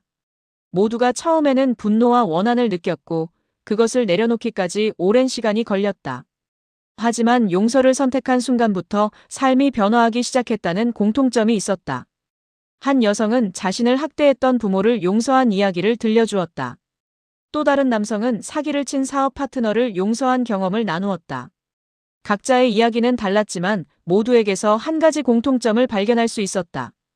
용서는 약함이 아니라 강함의 표현이라는 것이었다. 인터뷰 중 가장 인상 깊었던 것은 한 노인의 이야기였다. 그는 전쟁 중에 적군에게 가족을 잃었지만 수십 년 후 그 적군 병사를 용서하고 심지어 친구가 되었다고 했다. 그는 말했다. 원한을 품고 사는 것은 평생 감옥에 갇혀 사는 것과 같다고, 용서는 그 감옥의 열쇠라고 말했다. 그의 말은 나에게 큰 울림을 주었다. 나도 마찬가지였다. 30년 동안 김서연에 대한 원한을 품고 살았다면 나는 보이지 않는 감옥에 갇혀 있었을 것이다. 하지만 용서를 선택함으로써 나는 자유로워졌다. 가을이 되어 둘째 아들이 대학원에 입학했다. 그는 자신이 진정으로 열정을 느끼는 분야를 공부하게 되어 너무 행복하다고 말했다. 남편과 나는 아들을 격려하며 전폭적인 지지를 보냈다. 중요한 것은 성공이 아니라 만족과 행복이라는 것을 아들도 잘 이해하고 있었다. 그해 연말, 나는 두 번째 책의 원고를 완성했다. 제목은 용서의 여정 상처에서 치유로였다. 이 책에는 내 이야기뿐만 아니라 내가 인터뷰한 여러 사람들의 이야기도 포함되어 있었다. 각각의 이야기는 독특했지만 모두 용서의 힘과 아름다움을 보여주고 있었다. 책이 출간되자 다시 한번 큰 반응을 얻었다. 많은 독자들이 이 책을 통해 위안을 받았고 자신들도 용서의 여정을 시작하게 되었다고 말했다. 특히 학교 폭력 피해자들, 가정 폭력 생존자들, 그리고 각종 상처를 안고 사는 사람들에게 큰 도움이 되었다는 피드백을 받았다. 어느 날 출판사로부터 연락이 왔다. 한 영화 제작사에서 내 이야기를 영화로 만들고 싶어 한다는 것이었다. 처음에는 망설였지만 이것이 더 많은 사람들에게 메시지를 전할 수 있는 기회라고 생각해 동의했다. 물론 김서연에게도 먼저 연락해서 양해를 구했고 그녀도 흔쾌히 동의했다. 영화 제작 과정에 참여하면서 나는 또 다른 배움을 얻었다. 내 이야기를 다른 사람들의 관점에서 보는 것은 새로운 경험이었다. 감독과 작가는 내 이야기의 핵심을 잘 파악했고 감동적이면서도 현실적인 이야기로 각색했다. 김서연도 제작 과정에 참여했다. 우리는 함께 영화 세트장을 방문하고 배우들을 만나고 촬영 현장을 지켜보았다. 과거의 상처가 이렇게 예술 작품으로 승화되는 것을 보는 것은 감개무량한 경험이었다. 영화 촬영이 진행되는 동안 김서연과 나는 더욱 가까워졌다. 우리는 자주 만나 커피를 마시고 이야기를 나누었다. 과거의 일들, 현재의 삶, 그리고 미래의 희망에 대해 솔직하게 대화했다. 이제 우리는 진정한 친구가 되었다. 어느 날 김서연이 중요한 소식을 전했다. 그녀의 아들이 약혼했다는 것이었다. 약혼녀는 같은 검사 동료였고 정의감이 강하고 착한 사람이라고 했다. 김서연은 정말 기뻐했고 나도 진심으로 축하해 주었다. 김서연은 덧붙여 말했다. 아들의 약혼녀가 자신의 책을 읽고 감동받았다고, 그리고 시어머니가 될 자신이 얼마나 변화했는지 알고 존경한다고 했다. 김서연은 그 말을 들었을 때 정말 뿌듯했다고, 자신의 변화가 다른 사람에게 긍정적인 영향을 준다는 것이 감사하다고 말했다. 겨울이 되어 영화 촬영이 완료되었다. 시사회에는 가족들과 친구들, 그리고 동창들이 많이 참석했다. 영화는 정말 감동적으로 만들어졌다. 내 과거의 고통, 김서연의 괴롭힘, 그리고 30년 후의 동창회와 용서의 과정이 섬세하게 그려졌다. 영화를 보면서 많은 사람들이 눈물을 흘렸다. 특히 마지막 장면, 김서연과 내가 서로를 포옹하는 장면에서는 극장 전체가 숙연해졌다. 상영이 끝나고 관객들은 기립박수를 보냈다. 시사회가 끝난 후 기자회견이 있었다. 한 기자가 질문했다. 이 이야기를 통해 사람들에게 전하고 싶은 메시지가 무엇인지 물었다. 나는 잠시 생각한 후 대답했다. 가장 중요한 메시지는 용서는 약한 사람이 하는 것이 아니라 강한 사람이 하는 것이라는 점이라고 말했다. 용서는 상대방을 위한 것이 아니라 자신을 위한 것이며 원한을 내려놓음으로써 진정한 자유를 얻을 수 있다고 강조했다. 또한 사람은 누구나 변할 수 있다는 것도 중요한 메시지라고 덧붙였다. 김서연의 변화가 그것을 증명한다고, 아무리 잘못된 길을 걷던 사람도 깨달음을 얻으면 올바른 길로 돌아올 수 있다고 말했다. 김서연도 마이크를 잡고 말했다. 자신의 과거 행동에 대해 다시 한번 사과했고 변화의 기회를 준 나에게 감사했다. 그리고 지금 괴롭힘을 당하고 있거나 과거의 상처로 고통받는 모든 사람들에게 메시지를 전했다. 그녀는 말했다. 힘든 시간은 반드시 지나간다고, 그리고 그 경험이 당신을 더 강하고 지혜롭게 만들 것이라고 격려했다. 또한 괴롭힘을 행하는 사람들에게도 말했다. 당신의 행동이 다른 사람에게 얼마나 큰 상처를 주는지 깨달아야 한다고, 그리고 지금이라도 멈추고 변화해야 한다고 호소했다. 영화는 개봉 후 큰 성공을 거두었다. 많은 사람들이 극장을 찾았고 영화를 본 후 자신의 경험을 소셜미디어에 공유했다. 학교 폭력 문제에 대한 사회적 관심도 높아졌고 많은 학교에서 이 영화를 교육 자료로 사용하기 시작했다. 특히 청소년들 사이에서 큰 반응을 얻었다. 많은 학생들이 영화를 보고 자신의 행동을 돌아보게 되었다고 말했다. 괴롭힘을 당하던 학생들은 용기를 얻었고 괴롭힘을 행하던 학생들은 자신의 행동을 반성했다. 영화의 성공으로 나와 김서연은 더 많은 강연 요청을 받았다. 우리는 함께 학교를 방문하고 청소년들과 대화를 나누었다. 과거의 가해자와 피해자가 함께 서서 용서와 변화에 대해 이야기하는 모습은 많은 사람들에게 강력한 메시지를 전달했다. 어느 학교를 방문했을 때 한 여학생이 울면서 다가왔다. 그녀는 자신도 학교에서 괴롭힘을 당하고 있다고 고백했다. 매일 학교 가는 것이 두렵고 자살까지 생각했다고 눈물로 말했다. 나는 그녀를 꼭 안아주며 위로했다. 그녀에게 말했다. 지금은 힘들지만 반드시 나아질 것이라고, 그리고 이 경험이 언젠가는 당신을 더 강하게 만들 것이라고 격려했다. 또한 주변 어른들에게 도움을 요청하라고, 혼자 견디려고 하지 말라고 조언했다. 김서연도 그 학생에게 다가가 사과했다. 비록 자신이 직접 괴롭힌 것은 아니지만 과거에 비슷한 행동을 했던 사람으로서 미안하다고 말했다. 그리고 괴롭히는 학생들도 사실은 자신의 문제를 안고 있는 경우가 많다고, 그들을 이해하려고 노력하되 자신을 지키는 것이 가장 중요하다고 말했다. 그 학생은 우리의 말에 위로를 받았고 선생님과 상담하기로 약속했다. 몇 달 후 그 학생으로부터 편지를 받았다. 상황이 많이 나아졌다고, 우리의 격려 덕분에 용기를 낼 수 있었다고 감사의 말을 전했다. 시간이 흘러 다시 봄이 왔다. 이번에는 김서연의 아들 결혼식이 있는 날이었다. 나와 남편도 초대를 받아 참석했다. 결혼식장은 화려하게 장식되어 있었고 많은 하객들이 참석했다. 신랑인 김서연의 아들은 정말 훌륭하게 성장해 있었다. 검사로서 정의롭게 일하고 있었고 예비 신부도 아름답고 지적인 여성이었다. 두 사람은 정말 잘 어울리는 커플이었다. 결혼식 중에 김서연의 아들이 특별한 감사 인사를 했다. 그는 어머니에게 감사하다고 말했다. 비록 완벽하지는 않았지만 어머니가 최선을 다해 자신을 키워주었다고, 그리고 최근 몇 년간 어머니가 보여준 변화와 성장이 자신에게 큰 영감을 주었다고 말했다. 그는 또한 나와 남편에게도 감사를 표했다. 어머니의 변화에 중요한 역할을 해주었다고, 그리고 용서의 의미를 보여주어서 고맙다고 말했다. 그의 말에 많은 하객들이 감동받았고 김서연은 행복한 눈물을 흘렸다. 피로연에서 김서연과 나는 조용히 대화를 나누었다. 그녀는 정말 행복하다고 말했다. 아들이 좋은 사람을 만나 결혼하게 되어 기쁘고 무엇보다 자신이 변화할 수 있어서 감사하다고 했다. 만약 변화하지 않았다면 이런 행복을 느낄 수 없었을 것이라고 말했다. 나도 그녀의 손을 잡으며 말했다. 우리의 여정이 이렇게 아름답게 마무리되어 정말 감사하다고, 그리고 앞으로도 계속 좋은 친구로 지내자고 말했다. 김서연은 눈물을 글썽이며 고개를 끄덕였다. 결혼식이 끝나고 집으로 돌아오는 차 안에서 남편이 말했다. 오늘 하루가 정말 의미 있었다고, 과거의 적이 진정한 친구가 되는 과정을 지켜본 것이 감동적이었다고 말했다. 나도 동의하며 미소를 지었다. 그날 밤 나는 일기를 썼다. 30년이라는 긴 여정의 마지막 장을 쓰는 기분이었다. 고통으로 시작된 이야기가 용서와 우정으로 끝나게 되었다. 이보다 더 아름다운 결말은 없을 것 같았다. 여름이 되어 나는 세 번째 책을 구상하기 시작했다.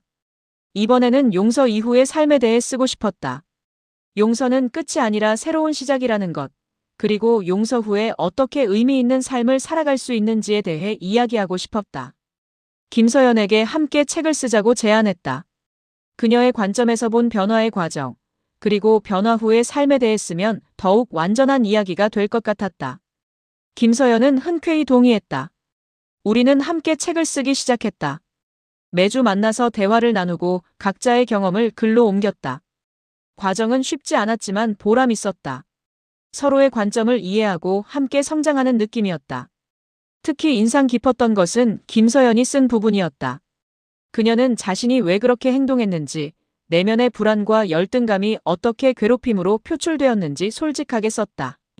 그리고 변화의 과정이 얼마나 힘들었는지, 하지만 얼마나 보람 있었는지도 자세히 기록했다. 가을이 되어 책의 원고가 완성되었다. 제목은 용서 그 후 새로운 시작이었다. 이 책은 우리 두 사람의 공동 작업이었고 양쪽의 관점이 모두 담겨 있었다.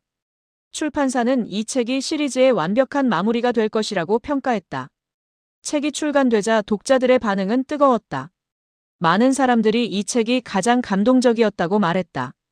특히 가해자의 관점에서 본 이야기가 포함되어 있어서 더욱 완전하고 균형 잡힌 시각을 제공한다고 평가했다. 한 독자는 리뷰에 이렇게 썼다. 이 책은 단순히 용서에 대한 이야기가 아니라 인간의 성장과 변화에 대한 이야기라고, 누구나 잘못을 저지를 수 있지만 중요한 것은 그것을 인정하고 변화하려는 의지라고 평가했다. 책의 성공으로 우리는 더 많은 강연 요청을 받았다. 이번에는 국제적인 요청도 있었다. 여러 나라에서 우리의 이야기를 듣고 싶어 했다. 우리는 가능한 한 많은 요청을 수락했다. 외국을 방문하면서 우리는 놀라운 사실을 발견했다.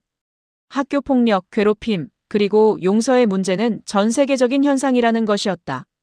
문화와 언어는 달랐지만 사람들이 겪는 고통과 치유의 과정은 비슷했다. 어느 나라에서 강연을 마친 후 한 여성이 다가왔다. 그녀는 자신도 비슷한 경험이 있다고 말했다. 학창 시절 괴롭힘을 당했고 오랫동안 그 상처로 고통받았다고 했다. 하지만 우리의 책을 읽고 용서할 용기를 얻었다고, 그리고 이제는 평화로운 삶을 살고 있다고 감사의 말을 전했다. 그런 순간들이 우리에게 큰 보람을 주었다. 우리의 경험이 전 세계 사람들에게 도움이 되고 있다는 것이 놀라웠고 감사했다. 고통스러웠던 과거가 이렇게 의미 있는 것으로 변화될 수 있다는 것이 기적 같았다. 겨울이 되어 우리는 한국으로 돌아왔다. 첫눈이 내리는 날, 나는 창가에 앉아 지난 시간들을 되돌아보았다. 30년이 넘는 긴 여정이었다. 고통으로 시작해서 용서와 치유를 거쳐 이제는 다른 사람들을 돕는 일까지 하게 되었다. 이 모든 여정을 통해 나는 많은 것을 배웠다. 가장 중요한 교훈은 우리의 과거가 우리를 정의하지 않는다는 것이었다. 어떤 고통을 겪었든, 어떤 실수를 저질렀든, 우리는 항상 변화하고 성장할 수 있다. 또한 용서는 약함이 아니라 강함이라는 것도 배웠다. 원한을 품고 사는 것은 쉽지만 그것을 내려놓고 용서하는 것은 큰 용기가 필요하다. 하지만 그 용기를 낼 때 우리는 진정한 자유를 얻게 된다. 그리고 사람은 누구나 변할 수 있다는 것도 확인했다. 김서연의 변화가 그것을 증명한다. 그녀는 30년 동안 잘못된 방식으로 살았지만 깨달음을 얻은 후 완전히 다른 사람이 되었다. 그것은 결코 쉽지 않았지만 가능한 일이었다. 마지막으로 우리의 경험은 다른 사람들에게 도움이 될 수 있다는 것을 배웠다. 고통스러웠던 과거를 숨기거나 부끄러워할 필요가 없다. 오히려 그것을 나눔으로써 비슷한 고통을 겪는 사람들에게 희망과 용기를 줄 수 있다. 그날 저녁, 온 가족이 모여 저녁 식사를 했다. 첫째 딸은 결혼 생활이 행복하다고 말했고, 둘째 아들은 대학원 연구가 재미있다고 신나게 이야기했다. 남편은 최근 맡은 법률 자문일이 보람있다고 말했다. 내 차례가 되었을 때 나는 말했다. 올해 한 해가 정말 의미 있었다고, 김서연과 함께 책을 쓰고 강연을 다니며 많은 사람들을 만난 것이 큰 보람이었다고 말했다. 그리고 이 모든 것이 가능했던 것은 가족들의 지지 덕분이라고 감사를 표했다. 가족들은 미소를 지으며 박수를 쳐주었다. 우리는 함께 행복한 시간을 보냈다. 그 순간 나는 완전한 평화와 만족을 느꼈다. 이것이 진정한 성공이고 행복이었다. 다음 날 아침 김서연으로부터 전화가 왔다. 그녀는 흥분한 목소리로 말했다. 방금 손자가 태어났다고, 딸처럼 예쁜 손녀라고 말했다. 나도 진심으로 축하해 주었다. 김서연은 말했다. 이제 손녀를 올바르게 키우는 것이 자신의 새로운 목표라고, 아이에게 성공보다는 행복을, 지위보다는 인성을 가르치고 싶다고 말했다. 그리고 자신이 배운 모든 교훈을 손녀에게 전해주고 싶다고 다짐했다. 나는 그녀의 말에 깊이 공감했다. 우리가 배운 교훈들을 다음 세대에 전해주는 것, 그것이 우리의 책임이라고 생각했다. 그렇게 함으로써 더 나은 세상을 만들 수 있을 것이었다. 몇 주 후, 김서연은 나를 손녀를 보러 초대했다. 병원에 도착하니 김서연이 아기를 안고 행복한 미소를 짓고 있었다. 그 미소는 예전에 그녀에게서는 볼 수 없었던 진심 어린 미소였다. 아기는 정말 예쁘고 건강해 보였다. 김서연은 아기를 보며 말했다. 이 아이만큼은 외모나 성적으로 평가받지 않게 키우고 싶다고, 있는 그대로의 모습으로 사랑받으며 자라게 하고 싶다고 말했다. 그리고 자신이 과거에 저질렀던 실수들을 이 아이의 세대에서는 반복하지 않게 하고 싶다고 다짐했다. 나는 그녀의 손을 잡으며 말했다. 내가 변화한 것처럼 이 아이를 통해 세상도 조금씩 변할 것이라고, 한 사람 한 사람의 변화가 모여 더 나은 사회를 만든다고 격려했다. 김서연은 고개를 끄덕이며 눈물을 글썽였다. 그날 저녁 집으로 돌아와 남편에게 오늘 있었던 일을 이야기했다. 남편은 김서연의 변화가 정말 대단하다고, 그리고 그 변화가 다음 세대로 이어진다는 것이 희망적이라고 말했다. 우리는 함께 더 나은 미래를 상상하며 대화를 이어갔다. 그해 연말, 동창회 모임이 다시 열렸다. 이번에는 정말 많은 동창들이 참석했다. 우리의 이야기가 영화와 책으로 알려지면서 많은 동창들이 관심을 가지게 되었고, 오랜만에 얼굴을 보고 싶어 하는 사람들이 많았다. 모임 분위기는 예전과 완전히 달랐다. 누구도 자신을 과시하거나 남을 깎아내리지 않았다. 대신 서로의 안부를 진심으로 묻고 각자의 삶을 존중하며 대화를 나누었다. 우리의 이야기가 동창들에게도 영향을 준 것 같았다. 한 동창이 일어나서 말했다. 우리의 이야기를 보고 자신도 많이 반성했다고, 학창시절 무심코 했던 행동들이 누군가에게는 상처가 되었을 수도 있다는 것을 깨달았다고 고백했다. 그리고 만약 자신 때문에 상처받은 사람이 있다면 진심으로 사과하고 싶다고 말했다. 그의 말에 여러 사람들이 공감하며 고개를 끄덕였다. 또 다른 동창은 자신도 과거에 따돌림을 당한 적이 있다고 처음으로 고백했다. 오랫동안 그것을 숨기고 살았지만 우리의 이야기를 보고 용기를 얻어 말할 수 있게 되었다고 했다. 그날 밤 모임은 서로를 이해하고 치유하는 시간이 되었다. 과거의 상처를 나누고 서로에게 사과하고 용서하는 모습들이 이어졌다. 30년이 지나서야 비로소 우리는 진정한 동창이 되어가고 있었다. 모임이 끝날 무렵 동창회 총무가 제안했다. 앞으로는 이런 의미 있는 모임을 정기적으로 가지자고, 그리고 서로를 진심으로 이해하고 도우며 지내자고 말했다. 모두가 박수로 동의했다. 집으로 돌아오는 차 안에서 나는 남편에게 말했다. 오늘 정말 의미 있는 하루였다고, 한 사람의 변화가 어떻게 많은 사람들에게 영향을 줄 수 있는지 확인한 것 같다고 말했다. 남편은 미소를 지으며 내 손을 잡았다. 새해가 밝았다. 나는 이제 환갑을 앞둔 나이가 되었다. 30년이 넘는 시간이 흘렀지만 그 시간들이 헛되지 않았다는 것을 확신할 수 있었다. 고통스러웠던 과거는 의미 있는 현재로 변화했고, 그것은 다시 희망찬 미래로 이어지고 있었다. 봄이 되어 나는 새로운 프로젝트를 시작했다. 학교 폭력 예방을 위한 재단을 설립하기로 한 것이었다. 김서연도 함께 참여하기로 했고, 우리는 책과 영화에서 얻은 수익의 일부를 재단 설립에 사용하기로 했다. 재단의 목표는 명확했다. 학교 폭력 피해자들을 돕고 가해자들의 변화를 지원하며 학생들에게 공감과 존중의 중요성을 교육하는 것이었다. 우리의 경험을 바탕으로 실질적인 도움을 제공하고 싶었다. 재단 설립 소식이 알려지자 많은 사람들이 지지와 후원을 보내왔다. 남편의 동료들, 영화 관계자들, 책 독자들, 그리고 우리의 이야기에 감동받은 많은 사람들이 재단을 응원해 주었다. 심지어 김서연의 아들과 며느리도 재단의 법률 자문을 맡아주기로 했다. 여름에 재단이 정식으로 출범했다. 첫 번째 프로젝트는 학교 방문 프로그램이었다. 우리는 직접 학교를 방문하여 학생들과 대화하고 괴롭힘의 심각성과 용서의 중요성을 이야기했다. 학생들의 반응은 뜨거웠다. 특히 인상 깊었던 것은 한 학교에서 있었던 일이었다. 강연을 마친 후 한 남학생과 여학생이 함께 다가왔다. 남학생은 과거에 여학생을 괴롭혔던 가해자였고 여학생은 피해자였다. 그들은 우리의 강연을 듣고 용기를 내어 서로에게 사과하고 용서하기로 했다고 말했다. 남학생은 눈물을 흘리며 진심으로 사과했고 여학생도 울면서 용서한다고 말했다. 두 학생은 서로를 껴안았고 그 모습을 본 다른 학생들도 감동받았다. 그 순간 나는 우리의 일이 얼마나 의미 있는지 다시 한번 확인할 수 있었다. 가을이 되어 재단은 첫 번째 지원 프로그램을 시작했다. 학교 폭력 피해자들을 위한 심리 상담 지원, 가해자들을 위한 변화 프로그램, 그리고 학부모와 교사들을 위한 교육 프로그램이었다. 많은 사람들이 프로그램에 참여했고 긍정적인 변화들이 나타나기 시작했다. 한 어머니는 재단에 감사 편지를 보냈다.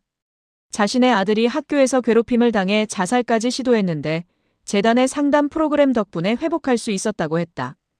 이제 아들은 다시 학교에 다니고 있고 꿈을 향해 나아가고 있다고 감사의 말을 전했다. 또 다른 편지는 한 교사로부터 왔다. 재단의 교육 프로그램에 참여한 후 학교 분위기가 완전히 바뀌었다고 했다. 학생들이 서로를 더 존중하게 되었고 괴롭힘 사건이 현저히 줄었다고 보고했다. 이런 피드백들이 우리에게 큰 힘이 되었다. 겨울이 되어 재단은 첫 번째 연례 행사를 개최했다. 용서와 화해의 밤이라는 이름의 행사였다. 학교 폭력을 극복한 사람들, 변화한 가해자들, 그리고 이 문제에 관심 있는 많은 사람들이 참석했다. 행사에서는 여러 사람들이 자신의 이야기를 나누었다. 괴롭힘을 당했지만 극복한 사람들, 과거에 괴롭힘을 행했지만 변화한 사람들의 이야기가 이어졌다. 모든 이야기가 감동적이었고 많은 사람들이 눈물을 흘렸다. 행사의 마지막에 나와 김서연이 무대에 올랐다. 우리는 함께 서서 지난 몇 년간의 여정에 대해 이야기했다. 어떻게 적에서 친구가 되었는지, 그 과정에서 무엇을 배웠는지, 그리고 앞으로 무엇을 하고 싶은지에 대해 이야기했다. 김서연이 마이크를 잡고 말했다. 자신의 변화가 완벽하지는 않지만 계속 노력하고 있다고, 그리고 매일 조금씩 더 나은 사람이 되려고 한다고 말했다. 과거의 잘못은 지울 수 없지만 현재와 미래를 바꿀 수는 있다고 강조했다. 나도 말을 이었다. 용서는 일회성 행동이 아니라 평생의 여정이라고, 매일 용서를 선택하고 사랑을 선택하며 살아가야 한다고 말했다. 그리고 우리 모두가 함께 노력하면 더 나은 세상을 만들 수 있다고 희망의 메시지를 전했다. 행사가 끝난 후 많은 사람들이 다가와 감사의 말을 전했다. 어떤 사람은 우리의 이야기가 자신의 인생을 바꿨다고 말했고, 다른 사람은 용서할 용기를 얻었다고 감사했다. 그런 순간들이 우리에게 큰 보람을 주었다. 집으로 돌아와 침대에 누워 천장을 바라보며 나는 생각했다. 만약 30년 전 그 동창회에 참석하지 않았다면 어떻게 되었을까? 아마도 나는 여전히 과거의 상처를 안고 살고 있었을 것이고, 김서연도 여전히 예전의 모습으로 살고 있었을 것이다. 하지만 나는 용기를 내어 동창회에 갔고, 진실을 보여주었고, 그리고 용서를 선택했다. 그 선택들이 모여 지금의 아름다운 현실을 만들었다. 인생은 정말 예측할 수 없지만 우리의 선택이 미래를 만든다는 것을 다시 한번 확인할 수 있었다. 다음 날 아침 김서연으로부터 메시지가 왔다. 손녀가 벌써 돌이 되었다며 돌잔치에 꼭 참석해달라는 초대였다. 나는 기꺼이 참석하겠다고 답했다. 그 아이가 자라는 모습을 지켜보는 것도 의미 있을 것 같았다. 돌잔치 날 김서연의 집은 밝고 따뜻한 분위기로 가득했다. 손녀는 건강하고 예쁘게 자라 있었다. 김서연은 아이를 안고 행복한 미소를 짓고 있었다. 그 미소에는 과거의 오만함이나 불안함이 전혀 없었다. 단지 순수한 사랑과 행복만이 있었다. 돌잔치가 진행되는 동안 나는 주변을 둘러보았다. 김서연의 가족, 친구들, 그리고 우리 부부까지 모두가 아이를 축복하며 즐거운 시간을 보내고 있었다. 이것이 진정한 행복이었다. 화려함이나 과시가 아니라 진심 어린 사랑과 축복이 있는 자리였다. 돌잔치가 끝날 무렵 김서연이 조용히 다가왔다. 그녀는 내 손을 잡으며 말했다. 이 모든 행복이 나 덕분이라고, 만약 내가 용서해주지 않았다면 이런 행복은 불가능했을 것이라고 감사의 말을 전했다. 나는 고개를 저으며 말했다. 이것은 내 자신의 노력과 용기 덕분이라고. 나는 단지 기회를 제공했을 뿐이고 실제로 변화를 만든 것은 너라고 강조했다. 그리고 이제 우리는 진정한 친구이고 앞으로도 계속 서로를 지지하며 살아가자고 말했다. 김서연은 눈물을 글썽이며 나를 꼭 껴안았다. 우리는 한참을 그렇게 서 있었다. 30년이 넘는 여정의 끝에서 우리는 마침내 진정한 평화를 찾았다. 집으로 돌아오는 차 안에서 남편이 말했다.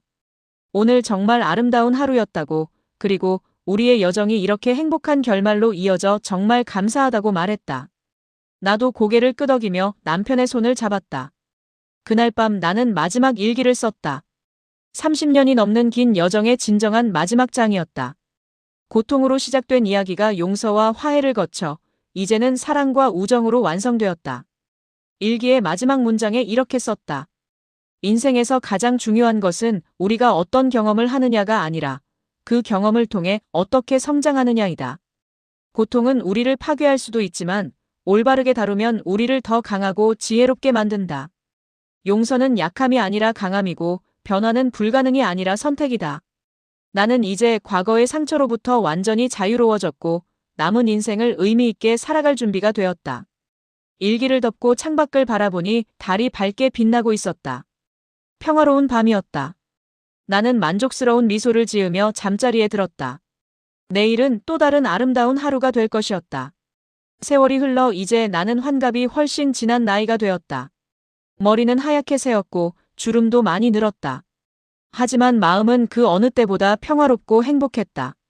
남편도 여전히 건강했고 아이들도 각자의 자리에서 잘 살아가고 있었다.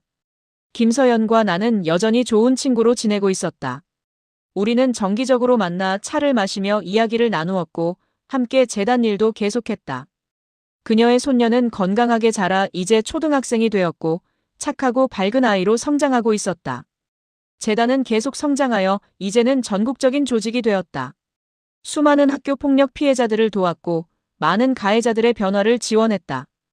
우리의 프로그램은 학교 교육 과정에도 포함되기 시작했고 점차 사회 전체의 인식이 변화하고 있었다. 어느 봄날 나는 공원 벤치에 앉아 책을 읽고 있었다. 따뜻한 햇살이 비추고 꽃향기가 바람에 실려왔다. 완벽하게 평화로운 순간이었다. 그때 한 젊은 여성이 다가왔다. 그녀는 조심스럽게 말을 걸었다. 자신이 몇 년 전 우리 재단의 도움을 받았던 사람이라고 소개했다. 당시 학교 폭력으로 자살까지 생각했는데 재단의 상담과 지원 덕분에 회복할 수 있었다고 말했다. 그리고 지금은 심리학을 공부하여 같은 처지의 사람들을 돕고 싶다고 했다. 나는 그녀를 꼭 안아주며 축하했다. 그녀의 이야기는 우리의 일이 얼마나 의미 있는지 다시 한번 확인시켜 주었다. 한 사람의 삶을 바꾸는 것, 그것이야말로 가장 큰 성공이었다. 그녀가 떠난 후 나는 다시 벤치에 앉아 하늘을 바라보았다. 구름이 천천히 흘러가고 새들이 지저귀고 아이들이 뛰어놀고 있었다. 세상은 여전히 아름다웠고 삶은 여전히 의미 있었다. 30년 전 그 동창회에서 시작된 여정은 이렇게 아름답게 계속되고 있었다. 고통은 치유로, 원한은 용서로, 적은 친구로 변화했다. 그리고 그 변화는 다시 수많은 다른 사람들에게 희망과 용기를 주고 있었다. 나는 미소를 지으며 일어섰다. 집으로 돌아가 남편과 함께 저녁 식사를 준비할 시간이었다. 평범하지만 행복한 일상이 기다리고 있었다. 그것으로 충분했다. 아니, 그것이 전부였다. 인생은 때로 예측할 수 없는 방향으로 흘러간다. 하지만 우리가 올바른 선택을 하고 용기를 내어 변화를 받아들이며 서로를 용서하고 사랑한다면 그 어떤 여정도 아름다운 결말로 이어질 수 있다. 그것이 내가 평생을 살아오며 배운 가장 중요한 교훈이었다. 그리고 그 교훈은 계속해서 다음 세대로, 그 다음 세대로 전해질 것이다. 우리의 이야기는 끝났지만 그 이야기가 만들어낸 변화는 계속될 것이다. 그것이야말로 진정한 유산이었다. 이번 이야기가 좋으셨다면 구독과 좋아요 부탁드립니다. 그럼 다음 이야기로 찾아뵙겠습니다.